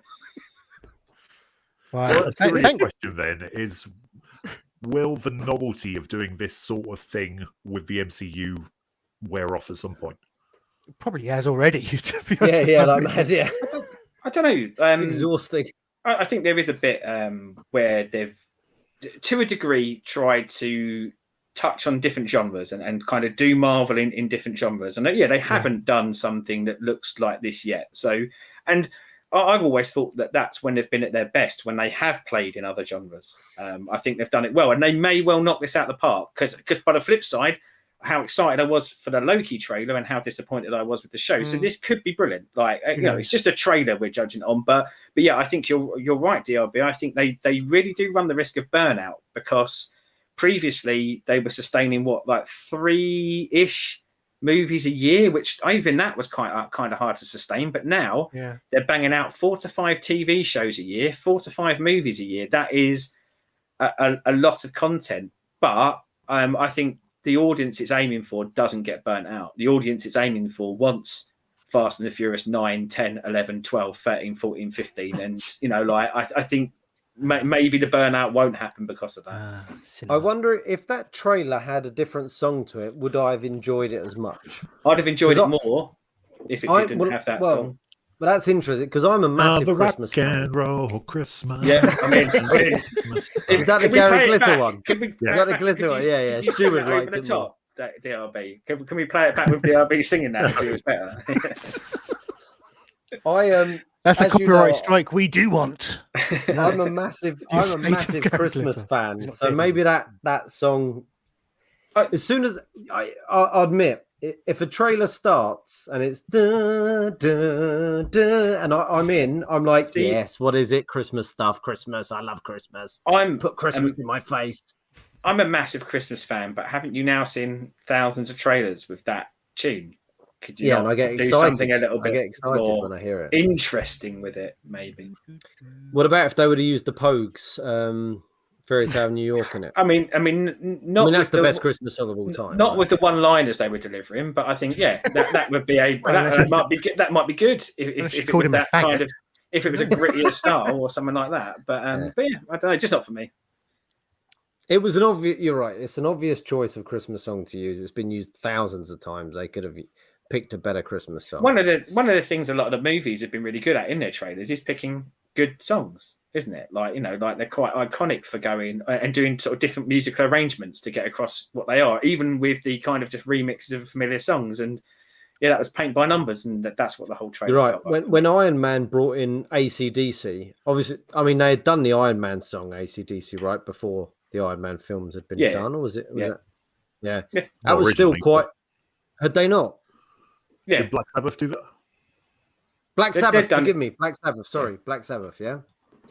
That was still cool having that metal stuff with Iron Man. That was maybe it was an obvious choice to someone, but wasn't an obvious choice to me. Like you would have expected a bit more orchestral sort of shit going on. So yeah. You're right, they did do it, and the Guardians obviously did it very well, and yeah. But again, I mean, it comes down to whoever's creating that show, doesn't it? Like we'll talk about, and we've talked about other ones. Like the creators make their own choices, and I'm sure they thought that was good, and I'm sure for 50 to 75% of the people on this podcast, it was good. It's I've just got to share this. It's funny you mention AC/DC in that past conversation because there is quite the similarity. Well, and I got confused. I meant Black Sabbath, didn't I? I got it wrong. Oh no, I'm just saying you wearing a very AC/DC hat there, Jimmy. To be honest, I don't know what you're talking about. Sorry. Oh, that was good. But how? Yeah, you're right. That song is used in any Christmas stuff that is. I don't know. I'm a Christmassy, like a big Christmassy man, so I think I just got excited. You're right, Seddon. It was shit. So there we go. I mean, let's steamroll this conversation into the what if discussion. Episodes 5 and 6. We missed a week last week. Again, kind of continuing our chat about the MCU TV stuff. Episode 5 being was the zombie one, wasn't it? I was just about to ask what numbers were they, because I couldn't remember earlier. What was it? 5 and 6 we'd watched. I couldn't remember. Okay, well I'm going by the notes. So yeah, sorry, mate. I guessed them because I couldn't remember how many episodes in we were. I'll look it up. It sounds about right. Yeah. DRB, have you been watching the What If cartoon? Again, not into anything Marvel at all. It's yeah. It's been a bit. I wouldn't even describe it as Marvel, to be honest. Well, it seems really separate. Yeah, Zombies was 5 and Killmonger 1 was 6. Yeah. Well, I'll start with the positive stuff. I liked episode 5. It was talking about these two shows, very much a discussion of two halves. 5 was good. 6 not so good. 6 was the what if Killmonger had saved Tony Stark in the first Iron Man film. Very dull, I thought, that one. And what was the what if for 5?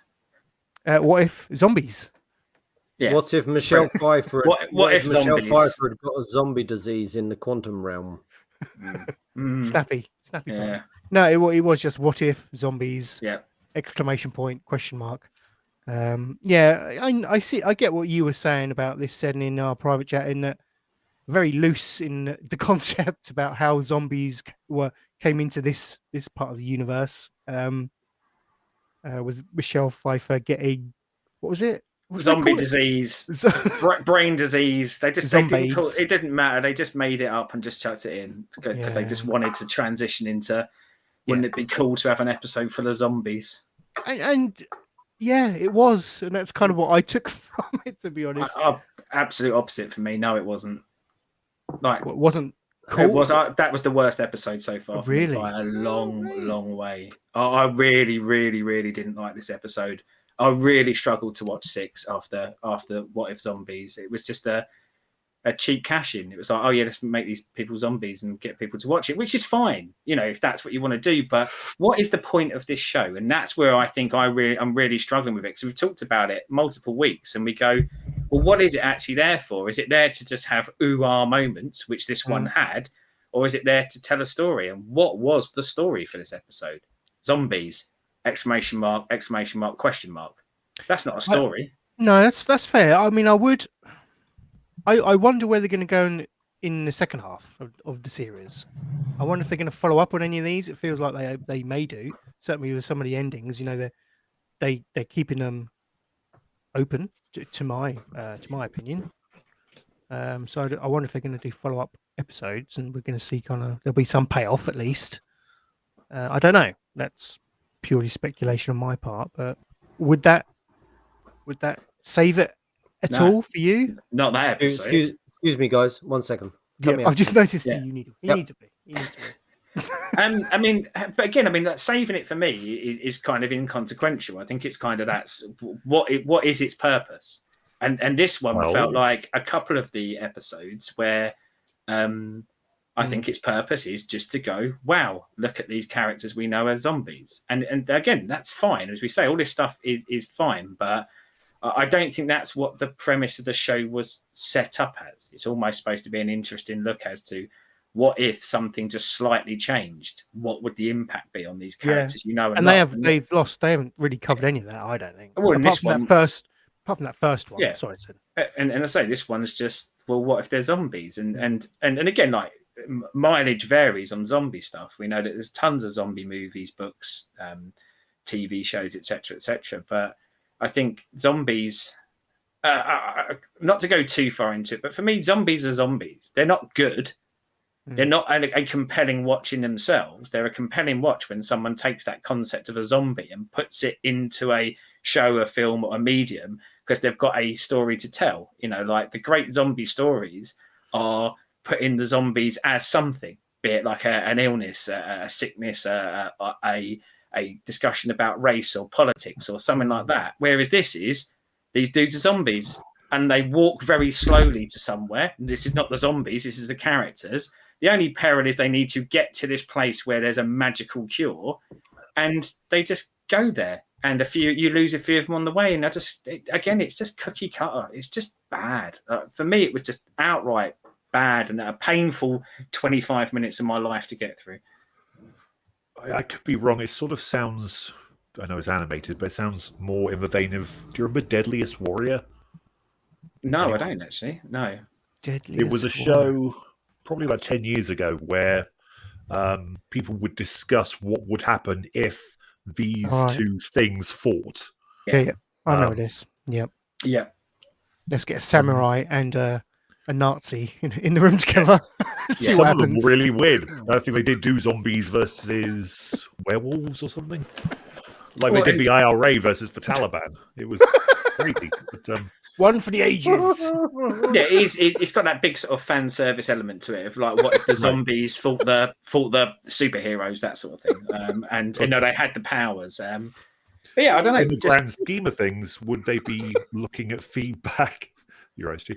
Yeah. Would they be looking at feedback from the fans to see, hey, maybe we could do this or should do this? I don't know. That's what Seddon's been saying, isn't it? The comic book's hugely popular.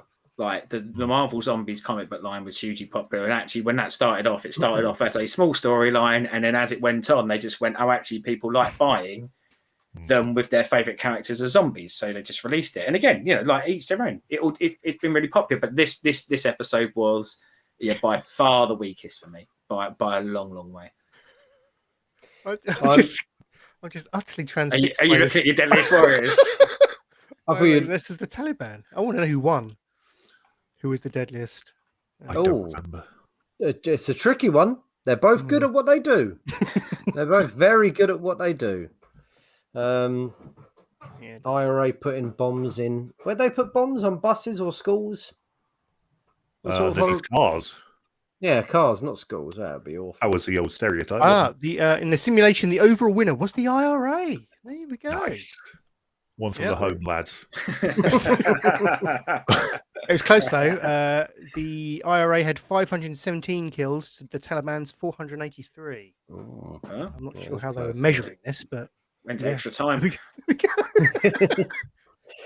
Said, I've sort of got to agree with you. Said like, I'm sort of, I am just watching it because we're watching it. Yeah, and it's Marvel. it's like some of it I enjoy. I might snigger at bits, or I go, they've changed that from the film. Okay, that's kind of okay. Oh, there's a fight. Oh, it's nice to see Chitala's mum fighting. Okay, good stuff. But ultimately, nothing. I think the biggest thing is it's not pushing stories forward. I think maybe that's the issue with me, and not even telling a full story. Yeah. So something, the Joker, again, I'll go back to it in the DC universe. Yeah, it's not pushing the DCU overall story forward, but it's still a story in itself, encapsulated, and was great in under 2 hours or whatever it was.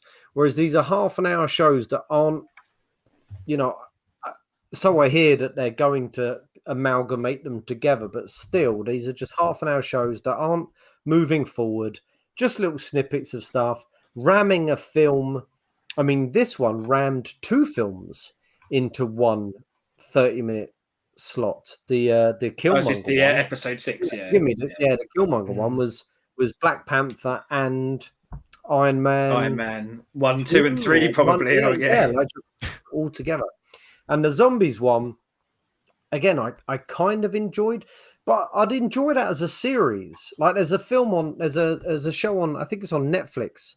Can't remember what it's called. My little boys watched it, who was here earlier, which has got zombies and monsters and demons, and it's some teenagers at the end of the world, and it's a young adult TV show, and it's quite fun to watch. It's a series though. Like it's funny you say it, Jimmy, because I know, like we said, well, what's the purpose? And one of the things I think we talked about before this show come out is again, they can do anything, and this is probably like them trying out some concepts to go, is any of this popular? Do people really like it? And can we spin it out into something of its own? And I think actually, weirdly enough, this is one that they could. As much as I think it's the worst one, I think they could.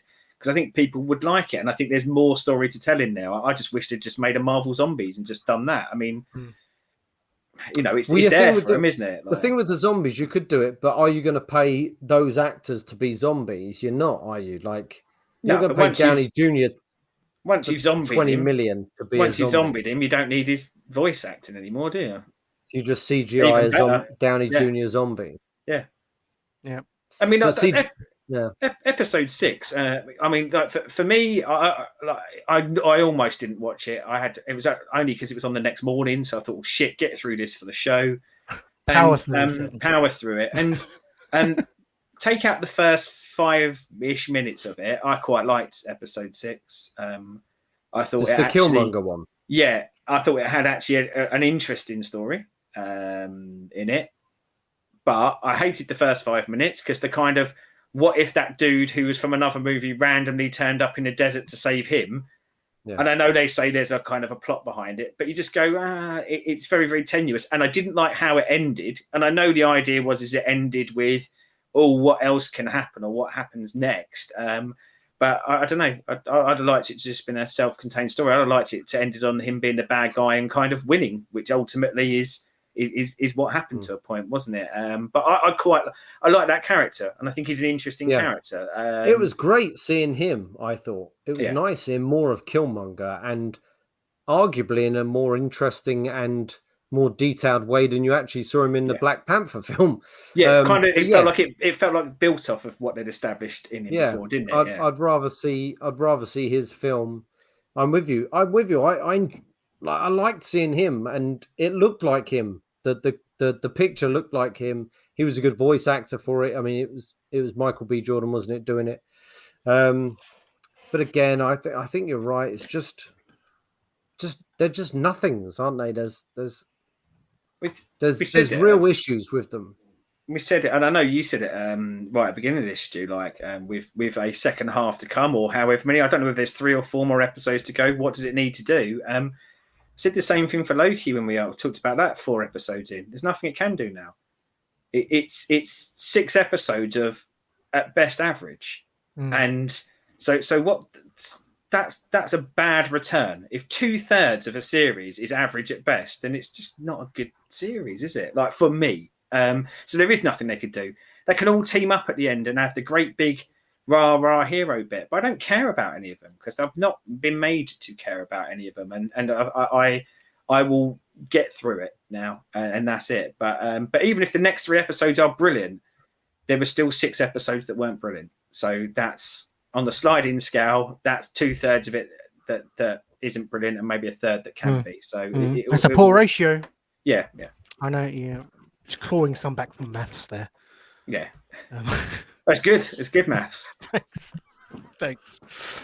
Right, we'll wrap up the what if conversation there. I think I'm not actually sure how many episodes are left. I know Mid said there was some to go, and is there nine in total? Well, I don't know. There was a trailer released this week which was saying like what will happen, or like teasers for the rest of it, and it almost smacked at mid-season. I thought, oh shit off! If we've got 6 more episodes of this thing, then I'm out. But we'll see. I'm sure we can look into that. But let's crack on with what we've been playing and watching this week. Just kind of get to the tail end of the show really and discuss what we've been up to. I think as you haven't been here for a while, DRB, I want to hear what you've been up to, mate. What have you been up to, brother? Well, as usual, it's not loads. I was going to watch the Schumacher documentary on Netflix. I was going to dropped. Yeah, but I was going to sort of have it on in the background and then realize, well, most of it's in German. So no, I've got to sit down and really watch it properly and enjoy it. So, indeed. So I haven't seen that, although I've heard good things. Gaming since I was last on here. I think it's really only been the Freebird game stuff, and the new one is coming out called Imposter Factory in 2 weeks' time, which is the 3rd in the series. Yeah, I've been playing. No, you were playing the first. Yes, you did. I haven't finished. I was absolutely loving what I was playing. I really was, mate, and I'm so happy that you were. You recommended that. I really do need to go back and finish it though.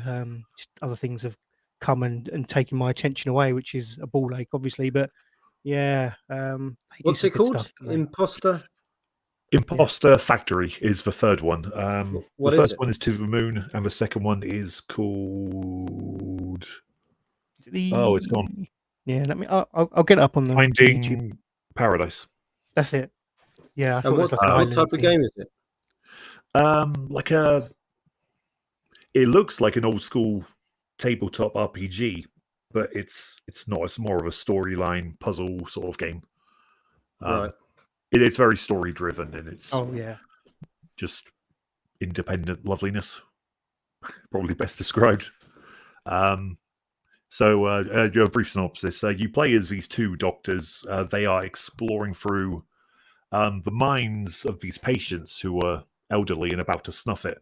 And what they're trying to do is use technology to rearrange their memories so that they get to live out their dreams before they die.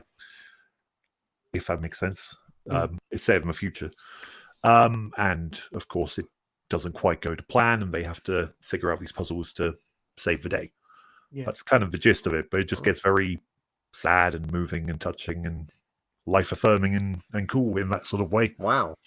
I downloaded both of them off of Steam when you said about DRB. I just haven't got round to playing them because, again, it was you talking about them last time. I just thought this sounds at the very least like a great experience to go through. Like whether it resonates like fully with you or not, it sounds like it's got that punch that sometimes games really can have. I've never played a game that was sad. Do you mean these are on Switch? Certainly To the Moon is on Switch. That's how I'm playing it. I'm not sure about Finding Paradise. Probably send me a link because the wife would probably love it. Finding Paradise is coming to Switch, but it's not there yet. Yeah. Excellent. And they're cheap they are as on well. Steam. I think you can get them on just their independent website too. Just download it like an old school PC game. Yeah. September 30th, Imposter Factory. So I'm looking forward to that. And otherwise, I've been reading a book called The Moth and the Mountain by Ed Caesar. That's a book I've been meaning to get for a while, but just haven't got around to it. It's about this. I'm sure I feel like I must have mentioned this somewhere before, but it's about a guy named Maurice Wilson, who was a World War I soldier. And he survived, and he got into mysticism and all this sort of stuff. And then one day he caught tuberculosis, and he got himself thoroughly convinced that he had sort of prayed his tuberculosis away. Mm-hmm. And he was adamant, like, oh, this is amazing. I've got to share this gift. And he constructed this ridiculous plan to demonstrate how good this stuff is by becoming the first man to try and climb Mount Everest. And he goes and buys a plane, learns how to fly it, and tries to fly and crash land it into Everest. This is non-fiction, by the way, just to explain. Yeah, I thought that's what I was hoping. This is factual.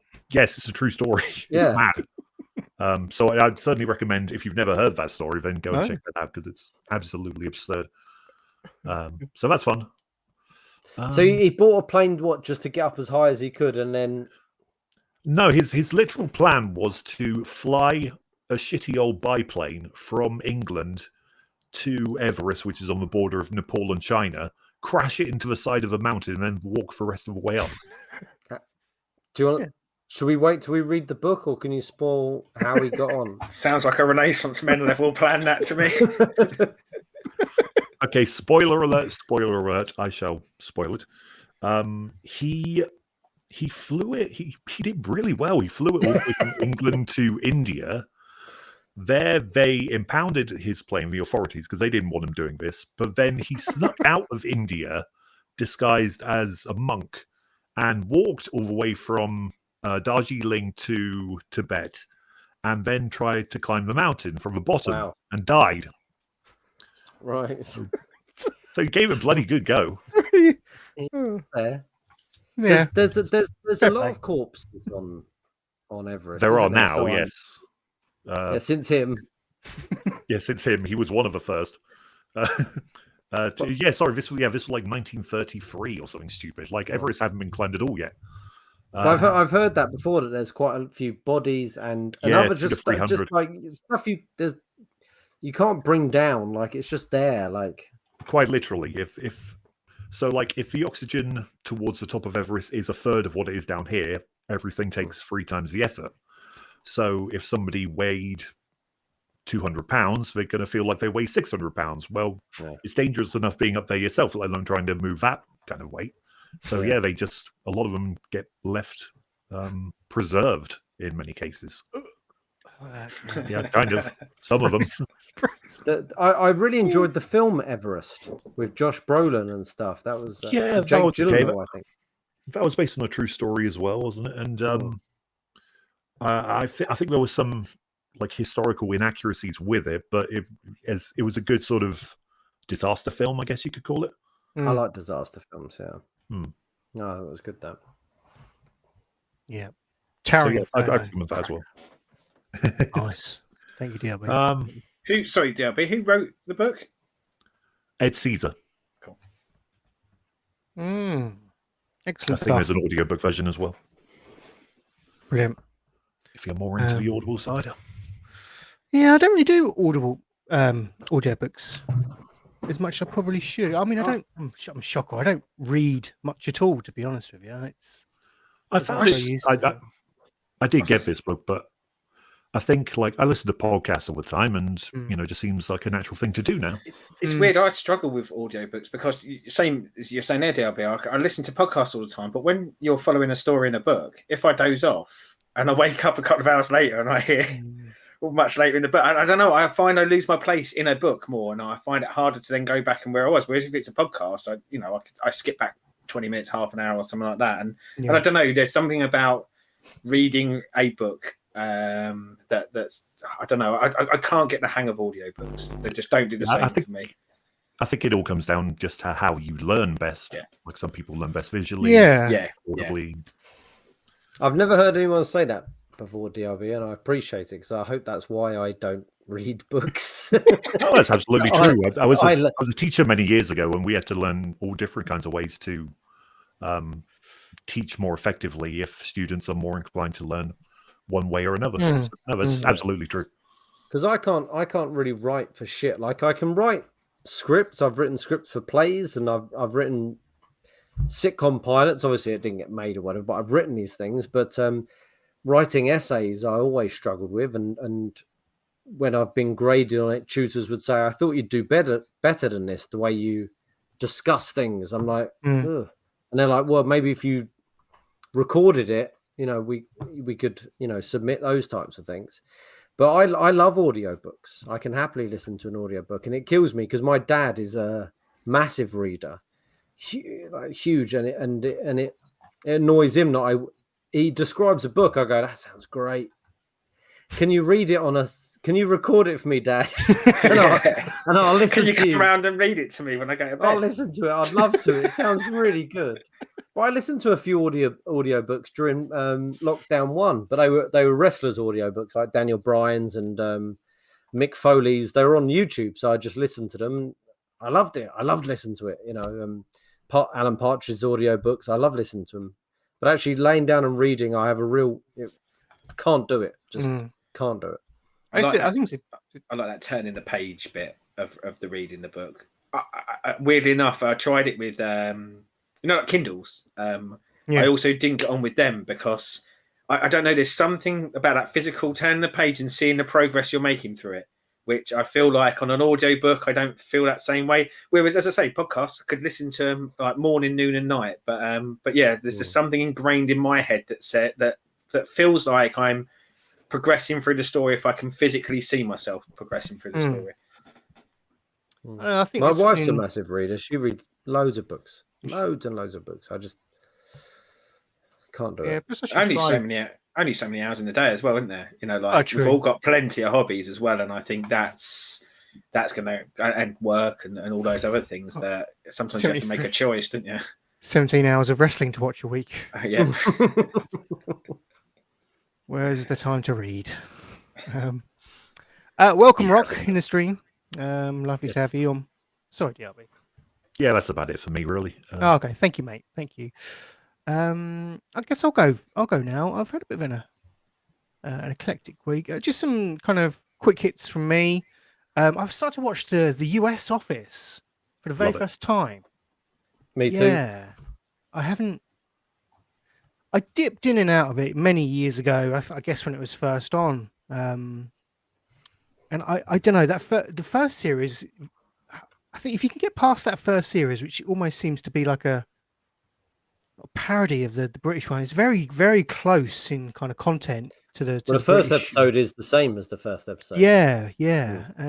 And I think kind of stylistically, the first series mimics the British show very much, but when they kind of hit their stride, like midway through series 2, and the comedy becomes a bit more absurd, and there is definitely like a switch in tone in some of the comedy they're doing, and obviously the stories are more original.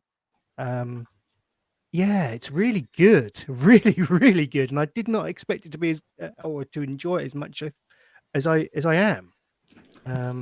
It did really badly when it started, didn't it, with ratings and things. But during the last few years, I'm pretty sure it's become the most viewed thing on streaming channels. Like the most viewed show on streaming. I think last year it wasn't it? I think it was the most during the pandemic. It was, wasn't it? Yeah. It always seems to pop up between service to service to service. Like it feels like these big companies are vying for it quite. It's quite competitive getting it on there. Well, at the moment, it's on both. I think it's on Prime and Netflix at the moment. Okay. What am I watching it on? Netflix, I think. Can't remember, but anyway, it's you can find it. But yeah, really, really, really good. I'm tempted to say that I think I might prefer it over the British one. Just it's very different though, isn't it? Like as you say, once you start getting to that second season, I think like it's such a different beast at that point. It becomes an American ensemble sitcom, rather than what obviously the British one went with. So well, the first one was a groundbreaking piece of comedy, like that started a genre of comedy. The British one, the no laughing, the no laughter track, the mockumentary, like that. That started lots of that stuff off. It was, but still being in that very British style as well, wasn't it? Yeah, like the dour location, the grey sort of filming, the not always likable characters, the shitty ones as well. Whereas like with that American one, you feel like once you start getting into season 2, everyone is being shown in a more positive, shiny. They're goofy characters rather than twats. Oh yeah, Like, yep. The American one is uplifting. Do do do do do do do. We were watching it. Me and my wife watched.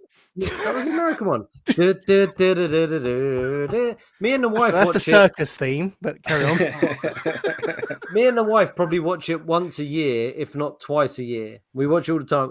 And then my daughter came down. One of my daughters came down last night, I think it was, and we were watching it. And she went, "Oh, you're watching the show?" And then we went, "What show?" And she went, "Du, du, du, du, du, du." She's only 4. It's a really positive, upbeat show with really good writing, brilliant actors, brilliant characters. We've watched it so many times. The American one, it's really good. Very different from the English one.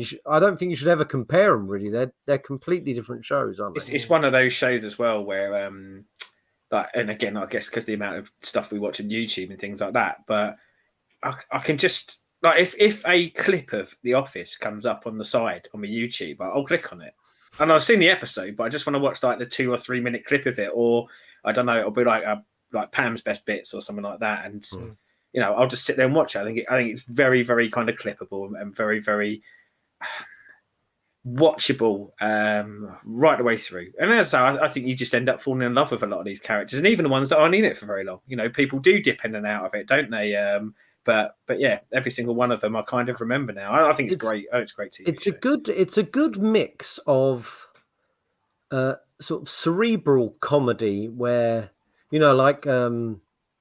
Larry Sanders or Curb Your Enthusiasm or things that don't have that laughter track, that stuff that you're more not your everyday comedy fan will like, but also your everyday comedy fan will like as well, because there's things like the Jim and Pam storyline and Dwight and Angela, and there's silliness in it. It's a really good mix of clever, like highbrow stuff. I think highbrow stuff and silliness and good times and emotional bits. It does brilliant actors, and maybe still Steve Carell is a big part of that. Maybe does tug on the heartstrings, doesn't it? Like again, characters that you wouldn't even think that you would. They're very good at that. They deliver it very well. The writers on that are very, very smart people. They've done very well, I think. Yeah. Thoroughly Keep enjoyed going it. with it, Stu. Yeah, we'll do. JB, you a fan? Yeah, big fan. I agree with everything that's just been said. Really, it's got a Simpsons-esque feel to it. At times. Yeah. And that's the thing. So Seddon and DRB, I imagine you're quite, hardcore comedy fans with things like good, solid things like Blackadder and Seddon, things that you like. He's not committing, is he? But things like Blackadder. I like Always Sunny in Philadelphia. I like Blackadder 2 and 3. Yeah. Okay, well, fair enough. But we've had this things that you'd see as I say, more. I don't like 4 DRB. Don't get with that. I don't. I just don't like 4. I don't like 4. That's because you were there in the war and it hurts. But yeah, but things that are more. Says the man in his granddad's flat. Yeah, this was there in the war. Yeah, things that are more cerebral than the Office is, for me, the American Office sort of goes up against Friends and Big Bang Theory and all that sort of quite cheapy sort of stuff, and is head and shoulders above it. Do you know what I mean?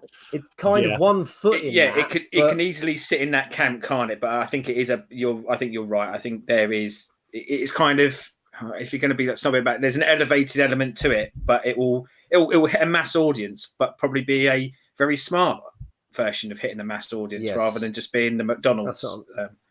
That's what I was trying to say.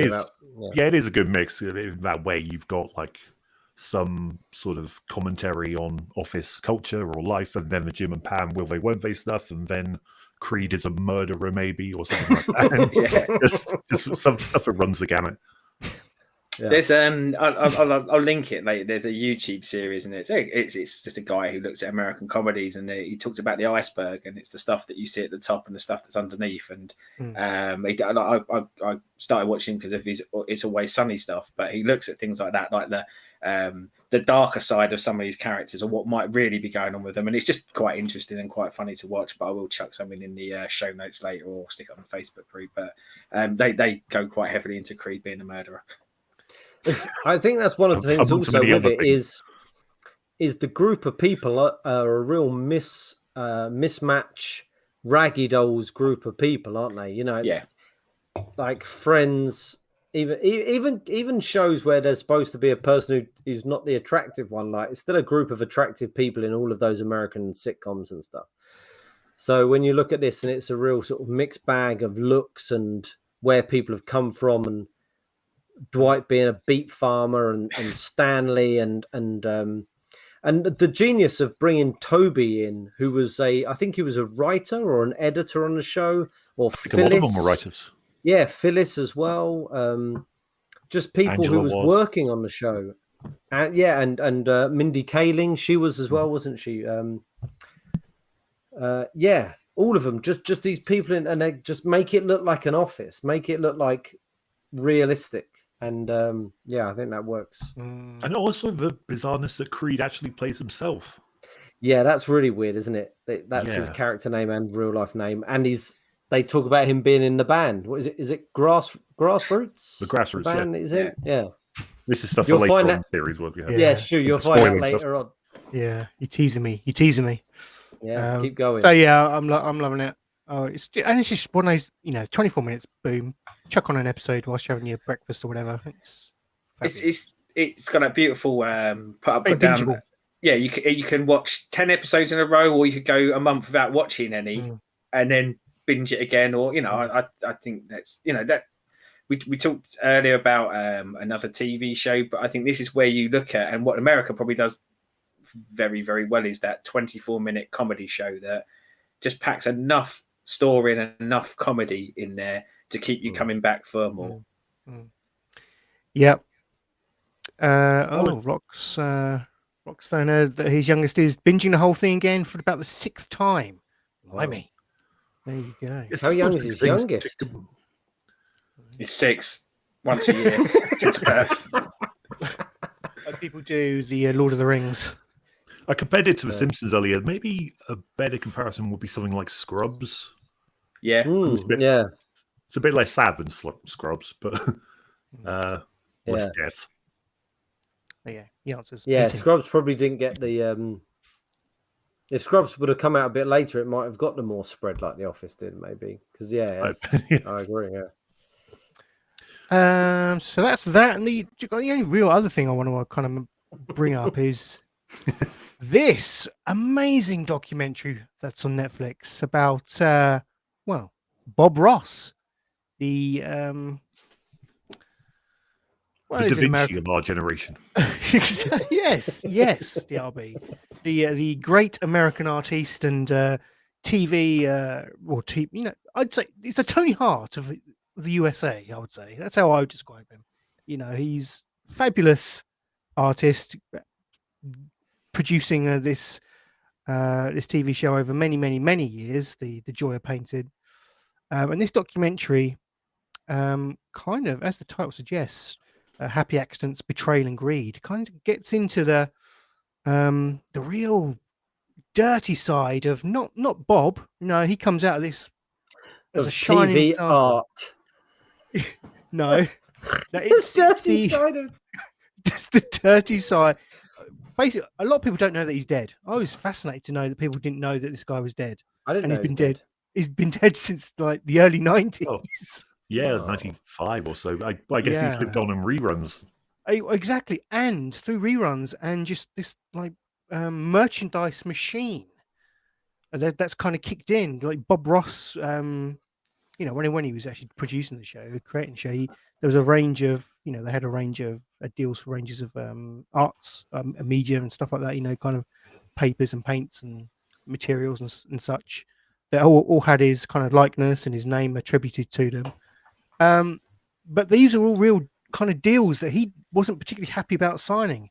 And when he passed, like all of his rights kind of went over to the company that had like made these deals. So the Ross family owned nothing about the Bob Ross name. And it's just that kind of really dark side about what happens when these large celebrities die and, you know, kind of other parties come in and try and get their grubby fingers on all the rights to the pie. And, you know, it's really quite interesting. And it's a really sad story as well, because to this day, there's still like legal proceedings going on between the Ross family and this kind of conglomerate that owns his rights and is still pumping out probably pops and such.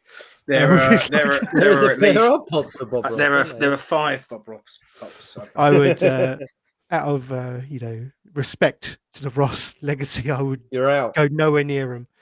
Well, he's one of those guys that, I mean, I imagine he's bigger in America, but in England, people sort of know him, I think, through more through popular culture than actually have watched his show. Like, he comes up on Peep Show, doesn't he? Like one of the series of Peep that yes, did, yeah. They call him God. They say God, yes. God's painting trees, we do this. If he's painting clouds, we do that. And it's like, I know that guy. That's Bob Ross. I've seen him on YouTube and shit. My nieces are 13 and 17. They love him. They absolutely love him.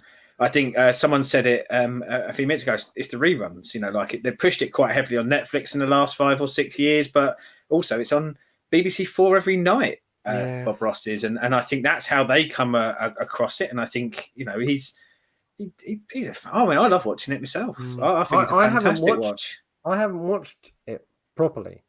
It seems very relaxing from what I can understand. Yeah, that's the kind of vibe. Is, you know, he's got a kind of pleasant enough voice, and he does that thing that probably artists do if they're doing that sort of thing. Is it starts off and he puts a big line of yellow across the page, and you just think, well, this is gonna be shit.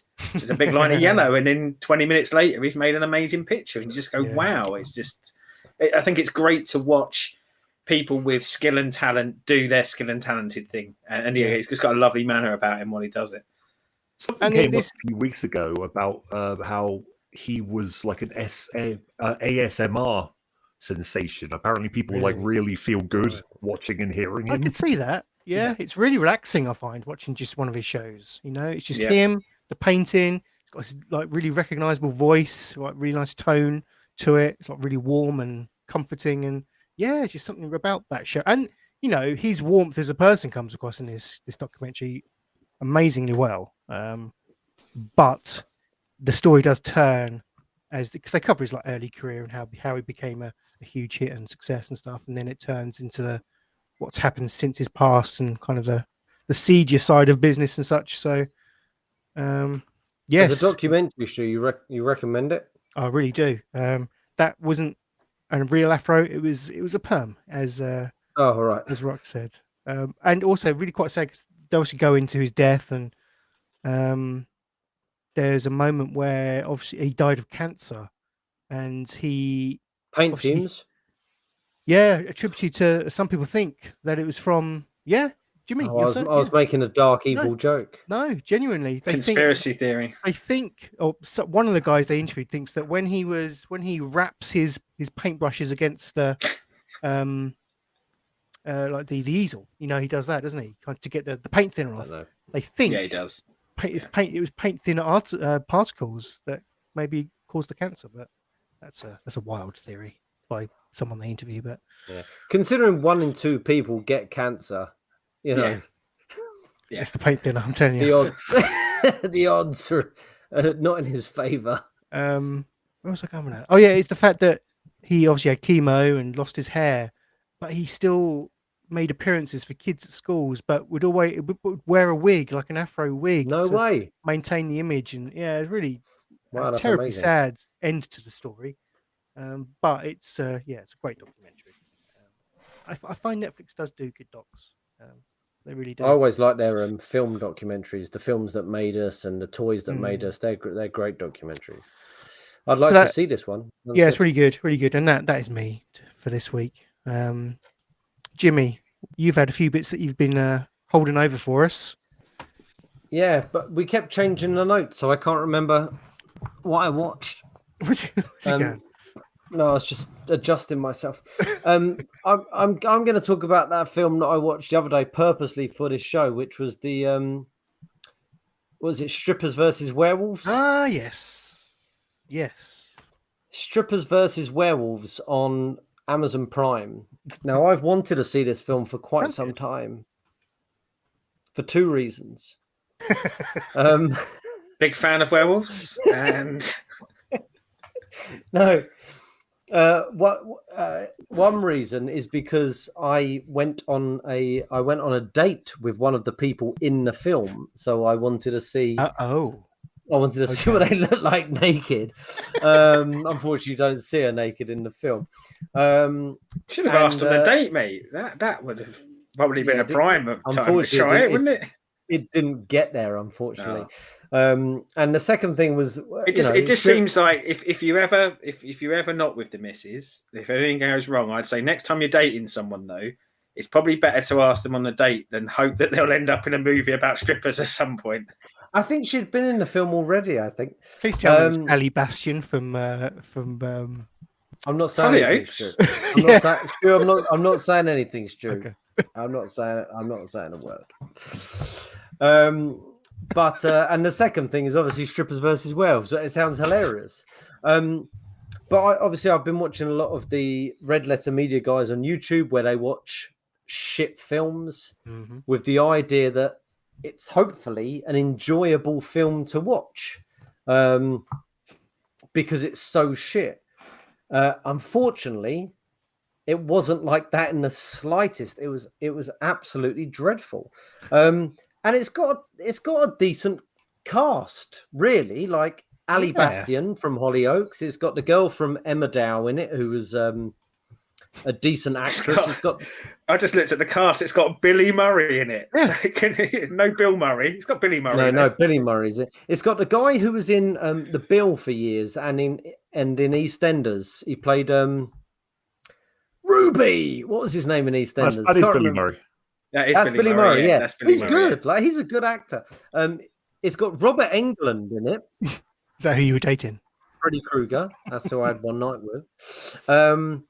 It's got Martin Kemp. Martin Kemp. He doesn't say anything in it. He's in one scene and turns into a werewolf. It's got Stephen Burkoff in it. And Stephen Burkoff is, if you're not in the theatre world, he's a massive theatre practitioner, has done brilliant plays like East and things like that, and West as well, ironically. And he's in Beverly Hills Cop 2, I think. He's a big actor, yes. Stephen Burkoff. You'd recognise him. You know? Again, he's in one scene. So they've hired people like Burkoff, Englund, to do these scenes so they've probably got them for half a day. Put them in the film, put their name on the film. Gotcha. It's fucking awful. It's got Ursa from Superman. It's got the dude from Line of Duty in it as well, hasn't it? Like, is he one of the main characters? Steve Martin Compston plays Scott in it. Plays Scott. I don't know. I haven't seen it, but yeah. There's a chap from Motherland as well, plays Lee, who's like the deadbeat dad. Who's like, it's a good cast. I'm going to be honest. I'm going to be honest with you though. I'm mainly looking down the cast to try and figure out which one you want to date with, Jimmy. Yeah. Chastity looks quite nice. There's the woman who played Ursa from Superman 1 and 2. She was one of the Kryptonians. She's in it. So it's a good cast. But the film itself doesn't. It seems like none of the actors were told what type of film it was. Like it feels like some of them were told it was a title. No, but it feels like some of them were told it was a comedy. Some of them are playing it really straight. Robert Englund plays it like it's a horror film. Billy Murray plays it like it's EastEnders or The Bill. The strippers play it like it's kind of tongue-in-cheek. One guy plays it like he's in Airplane. Like it's the film the directing is all over the place, like the cuts and everything. The prosthetics for the werewolves are fucking appalling. It's really bad. Like it's so bad. It was really annoying because I thought it would be so bad it was funny. Lucy Pinder is in it. Well, Lucy Pinder's in it. Yeah, she was a page 3 girl at the time, wasn't she? Just she as an plays update, a, Stu, my money's on Chastity as well. Yeah, Having had a look at the cast, that's who I reckon it was. Yep. Whatever. Don't know. I'm not one to kiss and tell. You know, I don't. You know, we don't work for Take a Break magazine, but it was a real shock because I've waited for a long time to watch the film because I was never going to pay. I was never going to pay for it, and I told her that on the date. I was never going to pay for it. So the fact that it came up on Amazon Prime, I was like, brilliant! I can actually watch it now, and. Yeah, real stinker. Bad prosthetics, bad script, bad directing. No one knew if it was a comedy or a horror film. Highly recommend avoiding it. Is there any chance that it's so bad it's good though? Because of that? Okay. No, unfortunately not. That's why I watched it, hoping it was so bad it was good. But maybe some of it is so bad it's good. But there's that appeal to going like if you've got a cast that doesn't really know what sort of movie they're making. There's a bit of me that says actually could this be sort of enjoyable in its cringeworthiness? You know, like you got the dude from The Bill playing against someone thinking they're doing Shakespeare against someone who thinks they're an airplane. That could be good. Yeah, it sounds fucking amazing. Maybe it is actually. Do you know what? I watched it on my own, 9 o'clock at night. You know, in the lounge. Maybe if I was with you guys and we watched it together, we might have enjoyed it together. It's hard though, isn't it? Because there is a lot of movies which are probably fall into that criteria, and it's a very personal criteria. But that's so bad it's good, and I think often you'll even go hunting for those really bad movies, hoping that you just get that abject joy out of it. But some of it is just pretty bad, isn't it? I mean, I think we just got to accept that some of it's just shit. But... It was, but yeah, I mean, Martin, the opening scene, right? The opening scene is a strip club in Basildon that gets blown up. Sounds good. And then the next scene is Martin Kemp, and I like Martin Kemp as an actor. I liked him in The Craze. I thought he was good in EastEnders when he was in it. He's in a strip club, you know, in a curtained off booth, a really poorly curtained off booth. And the girl from Emmerdale, I don't know her name. Have you got the cast list there? Yes. Notice how I know Martin Kemp's name, but not her name. Rita Chastity, that's one of them. I don't know, whatever. She's an attractive lady. Raven? Oh, I don't fucking know. Anyway, the actress's name, not the bloody character. Oh, Ali Bastian. No, it's not her. She's from Hollyoaks. Well, it doesn't mean she's never done anything else. Barbara. Oh, I don't know. Anyway, the girl from Emmerdale with the fake boobs. Anyway, she's doing a lap dance dressed as a schoolgirl, right? For Martin Kemp, and he's there like, okay. Doesn't say anything, just like enjoying it. And then he starts going. You're like, Martin Kemp, what are you doing? Seddon's having a wank. You go, Martin Kemp, what are you doing? He's going, no, I'm going to get my pizza. I'm going to get my pizza out of the oven. I'm not having a wank. I'm sorry. He starts shaking, cheese and tomato. He starts shaking like mad, and then suddenly he's got these like nearly as good as Teen Wolf prosthetic ears and nose. And you're like, Martin Kemp, what are you doing? And then suddenly he's a werewolf looking like a kid's Halloween party, and the girl's like, oh my god. And he's like, rah, rah. And she's got a pen in her top pocket because she's dressed as a schoolgirl. She pulls it out of her pocket and stabs it in his eye as he goes for her. And he dies. And of course, the pen is made of silver. She got it from her dad when she was young. It's the last thing he gave to me. And that's what kills him. That's the end of Martin Kemp. That's all he does in the film. So I don't know if he owed the director a favor or if he thought, I'll just go and watch that girl from Emmerdale dressed as a schoolgirl for, I don't know, grand, maybe? Yeah. I don't know. Like, worth it. Really put his name on the credits, you know. And then it carries on from there. But the strip club already knows about werewolves because werewolves took down their club in Basildon, and I don't even think I can tell you the storyline. Really, it's quite convoluted. It's quite. What was this on? Prime. Prime. I gotta watch this. Maybe watch it. Maybe. Yeah, I'm not supposed to be selling it because it was bad, but as I say, if I think all of us watched it together with a couple of rums, we'd probably really enjoy it together and have a laugh watching it. But no, ultimately, it's a dreadful film. Just because it's so confused. But ultimately, maybe it is fun. Because I watched it till the end, mostly because I had to get it off my continue watching to my family. Yeah. Yes. Yeah. I like it. Yeah. Well, there you go. That's did you watch anything good? Did I put anything on there? Watching good. Let me have a look. What's Jimmy been watching? Oh, you watched Wonder Woman? No, so that's not good. No. Just to say, Jimmy, you did the good job for me because I'll never watch that movie after your description, unless it's on Sci-Fi at 2:00 in the morning and there's nothing else on. Okay. Well, no, yeah. So the other thing I watched was Wonder Woman 1984, but it's 9:15, and I know that me and Seddon we're going to discuss. Seddon, is that something you're going to talk about tonight, or are you going to talk about something else? I don't think I'm going to talk about anything, so we might as well do it in this one. Well, it's your turn. Well, it's 9:15, mate. So we're either do this or we tune on. I want to hear about Cruel Summer at the very least because we've been waiting to do that for a while. I'll go Strippers versus Werewolves. Highly recommend. Amazon Prime. Oh no, highly disrecommend. Why not? Unrecommend. give my old give the person I went on a date with a quid. And she might show her nudity at some point if you do. You're saying she said, but that's a good point. I don't know why I'd assume she. Sorry, that's my apologies. Just because I'm married. Wow, so you have been prolific this week, haven't you? No, I haven't. That's 4 weeks worth of me not talking about stuff. Bless you. Yeah, I do feel bad.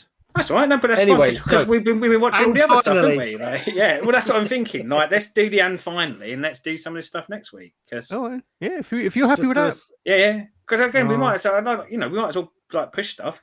Because sweet is enough. Oh, I was only joking. Well, next week should we just do a Seddon show? Well, no.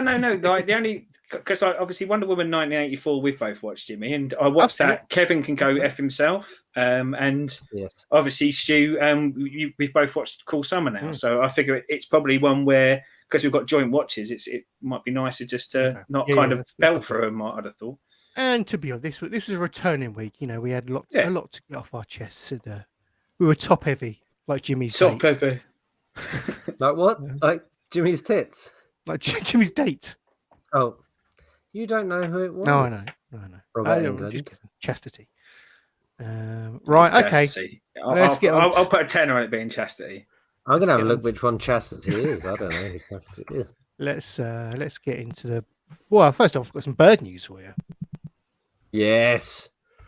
I don't know how insensitive this is, but I've called this one 9-11.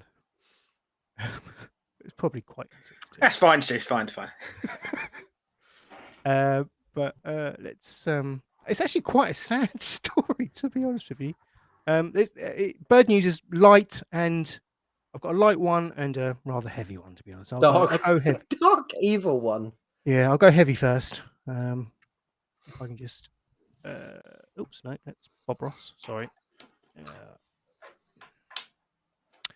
Let me get my screen ready to share. Just with Chastity in that film, you see her vagina for no apparent reason. Right. Yeah. So we know it's not her then. Yep. No. Narrowed that down. Good. Robert Englund. This is terrifying. Overwhelming. Hundreds of migrating birds die after crashing into New York City glass towers. Oh my God. A volunteer of the New York City. How are you saying that? Audubon? Autobahn.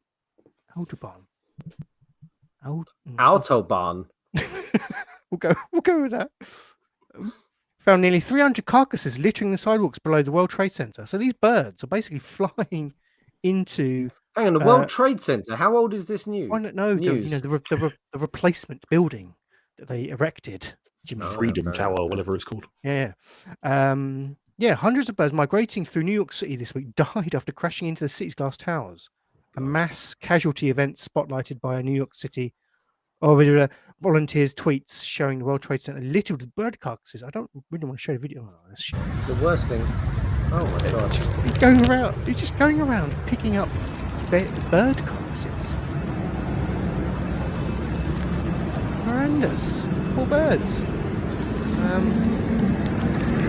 He's imploring them to turn the lights off. The building during migration season. So these are birds that crashed into the crashed into the World buildings Trade that Center. replaced the buildings that the planes crashed. Yeah. He's just coming up, picking them up, putting them in a plastic bag. Horrendous. Poor birds. But yeah, we got some comedic value out of it. So their lives weren't wasted. Did we? We did.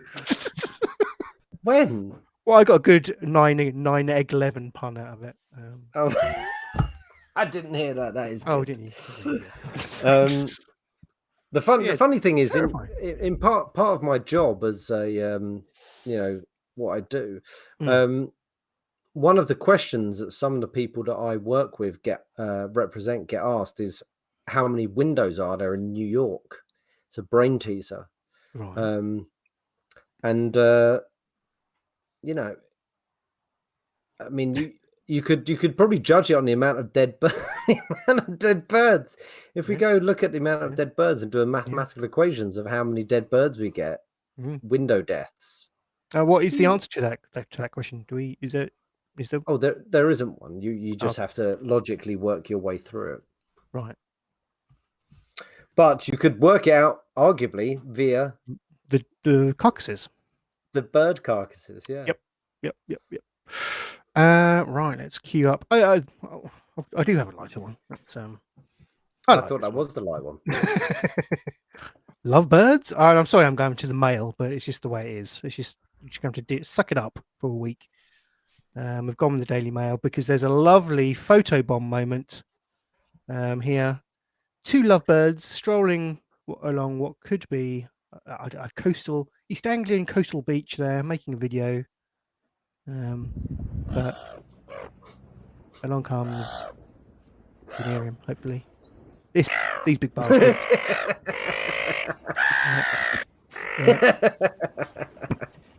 That will learn them. There we go. Photobombing them. That's good. Yeah, I think are they trying it? I think they might be trying it again. No, it's the same one. No, I think it's different. Yeah. Excuse me. It's different. Oh, same two birds. Brilliant. Happy. There we go. Eh? Photobombing birds. That's yeah. There's the picture. Looks like he's eating them. I mean, it would work better if they weren't walking off into the distance, but yeah, I still like it. True. So there we go. There's your bird news. I noticed, Jimmy, you've just given up trying to find bird stories. Yeah. Okay. Well, no. Sorry, Stu. When did the notes get put on the bloody group?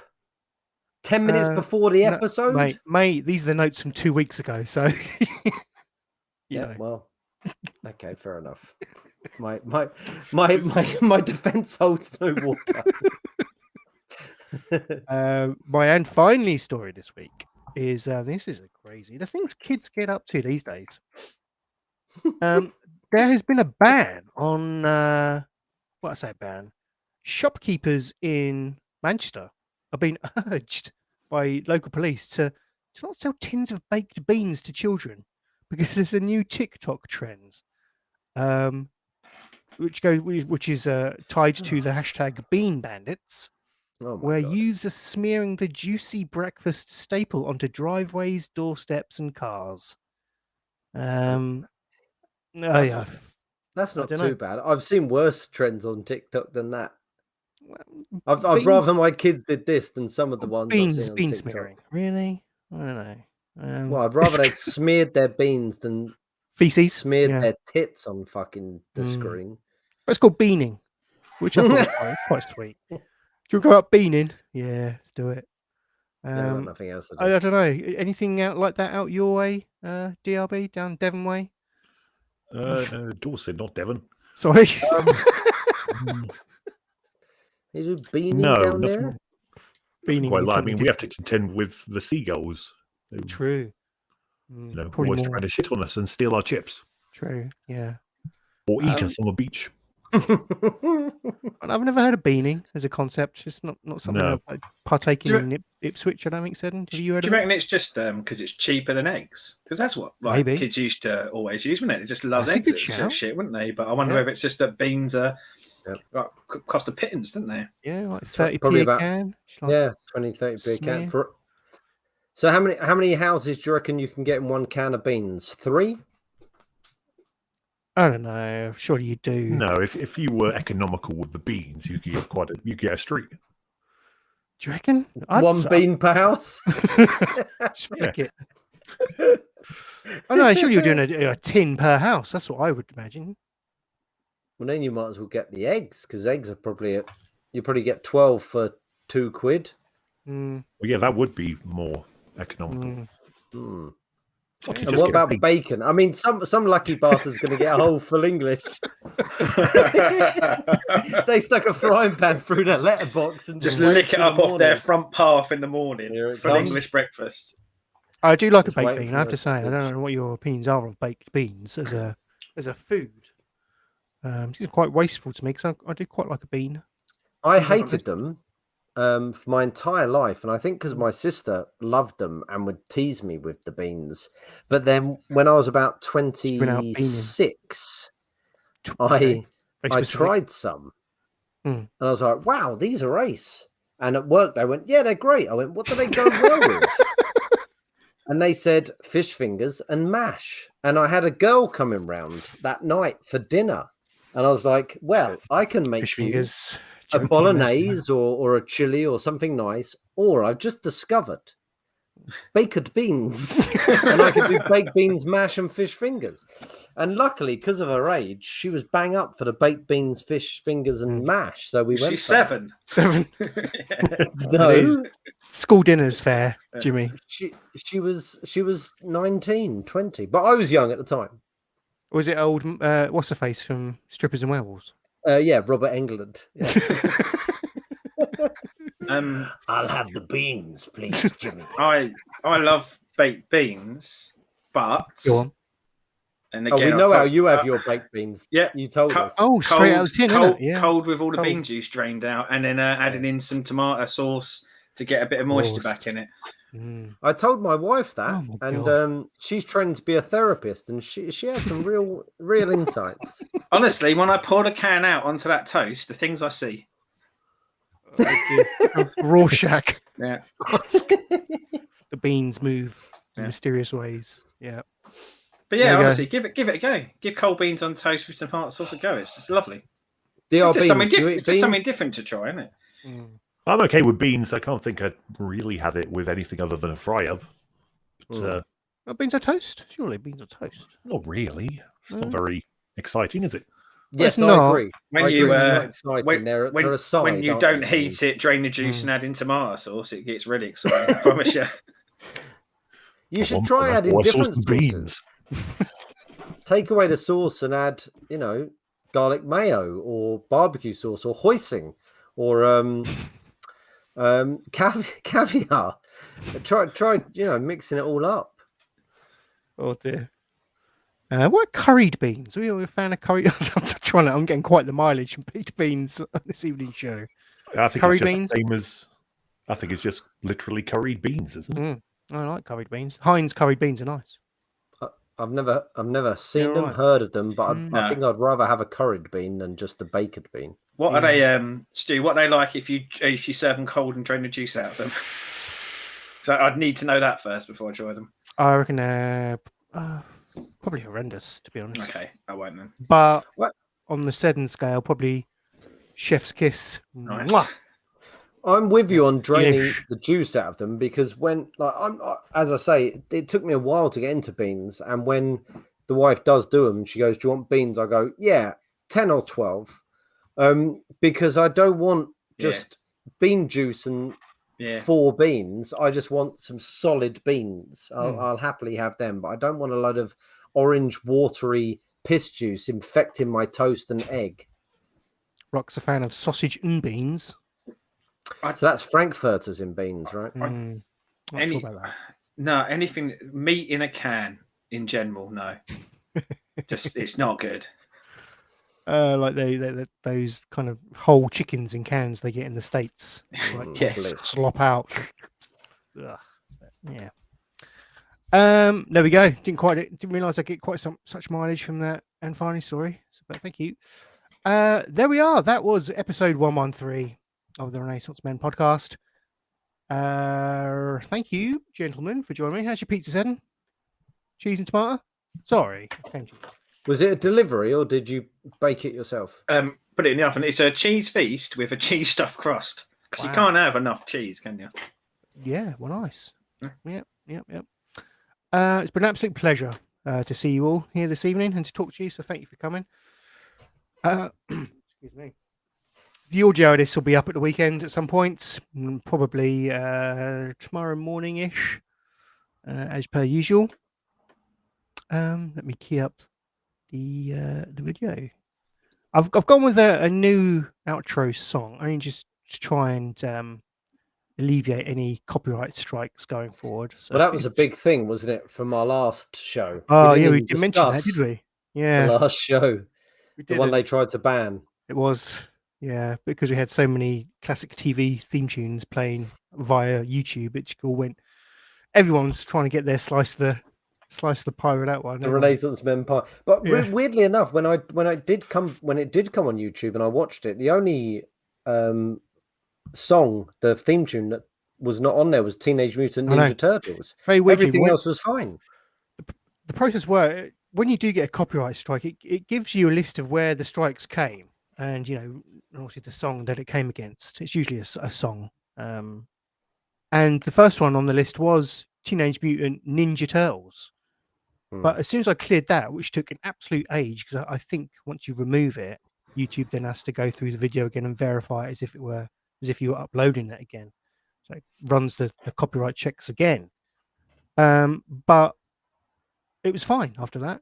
Wow. And that the was video was one. no longer blocked in the UK, which is the main issue. Really. I don't really care if it's blocked in, I don't know, Iran or something, where we usually get blocked. But yeah, for some reason it didn't like. Perhaps it was the ninja and the Teenage Mutant Ninja Turtles. I'm not sure.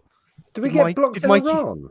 Oh yeah, we're most of regularly the time. blocked. Yeah. Yeah. What for?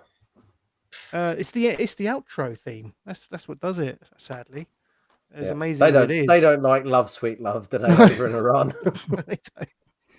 No, they don't. But I've gone with. Well, you'll see what I've gone with. It was just, yeah.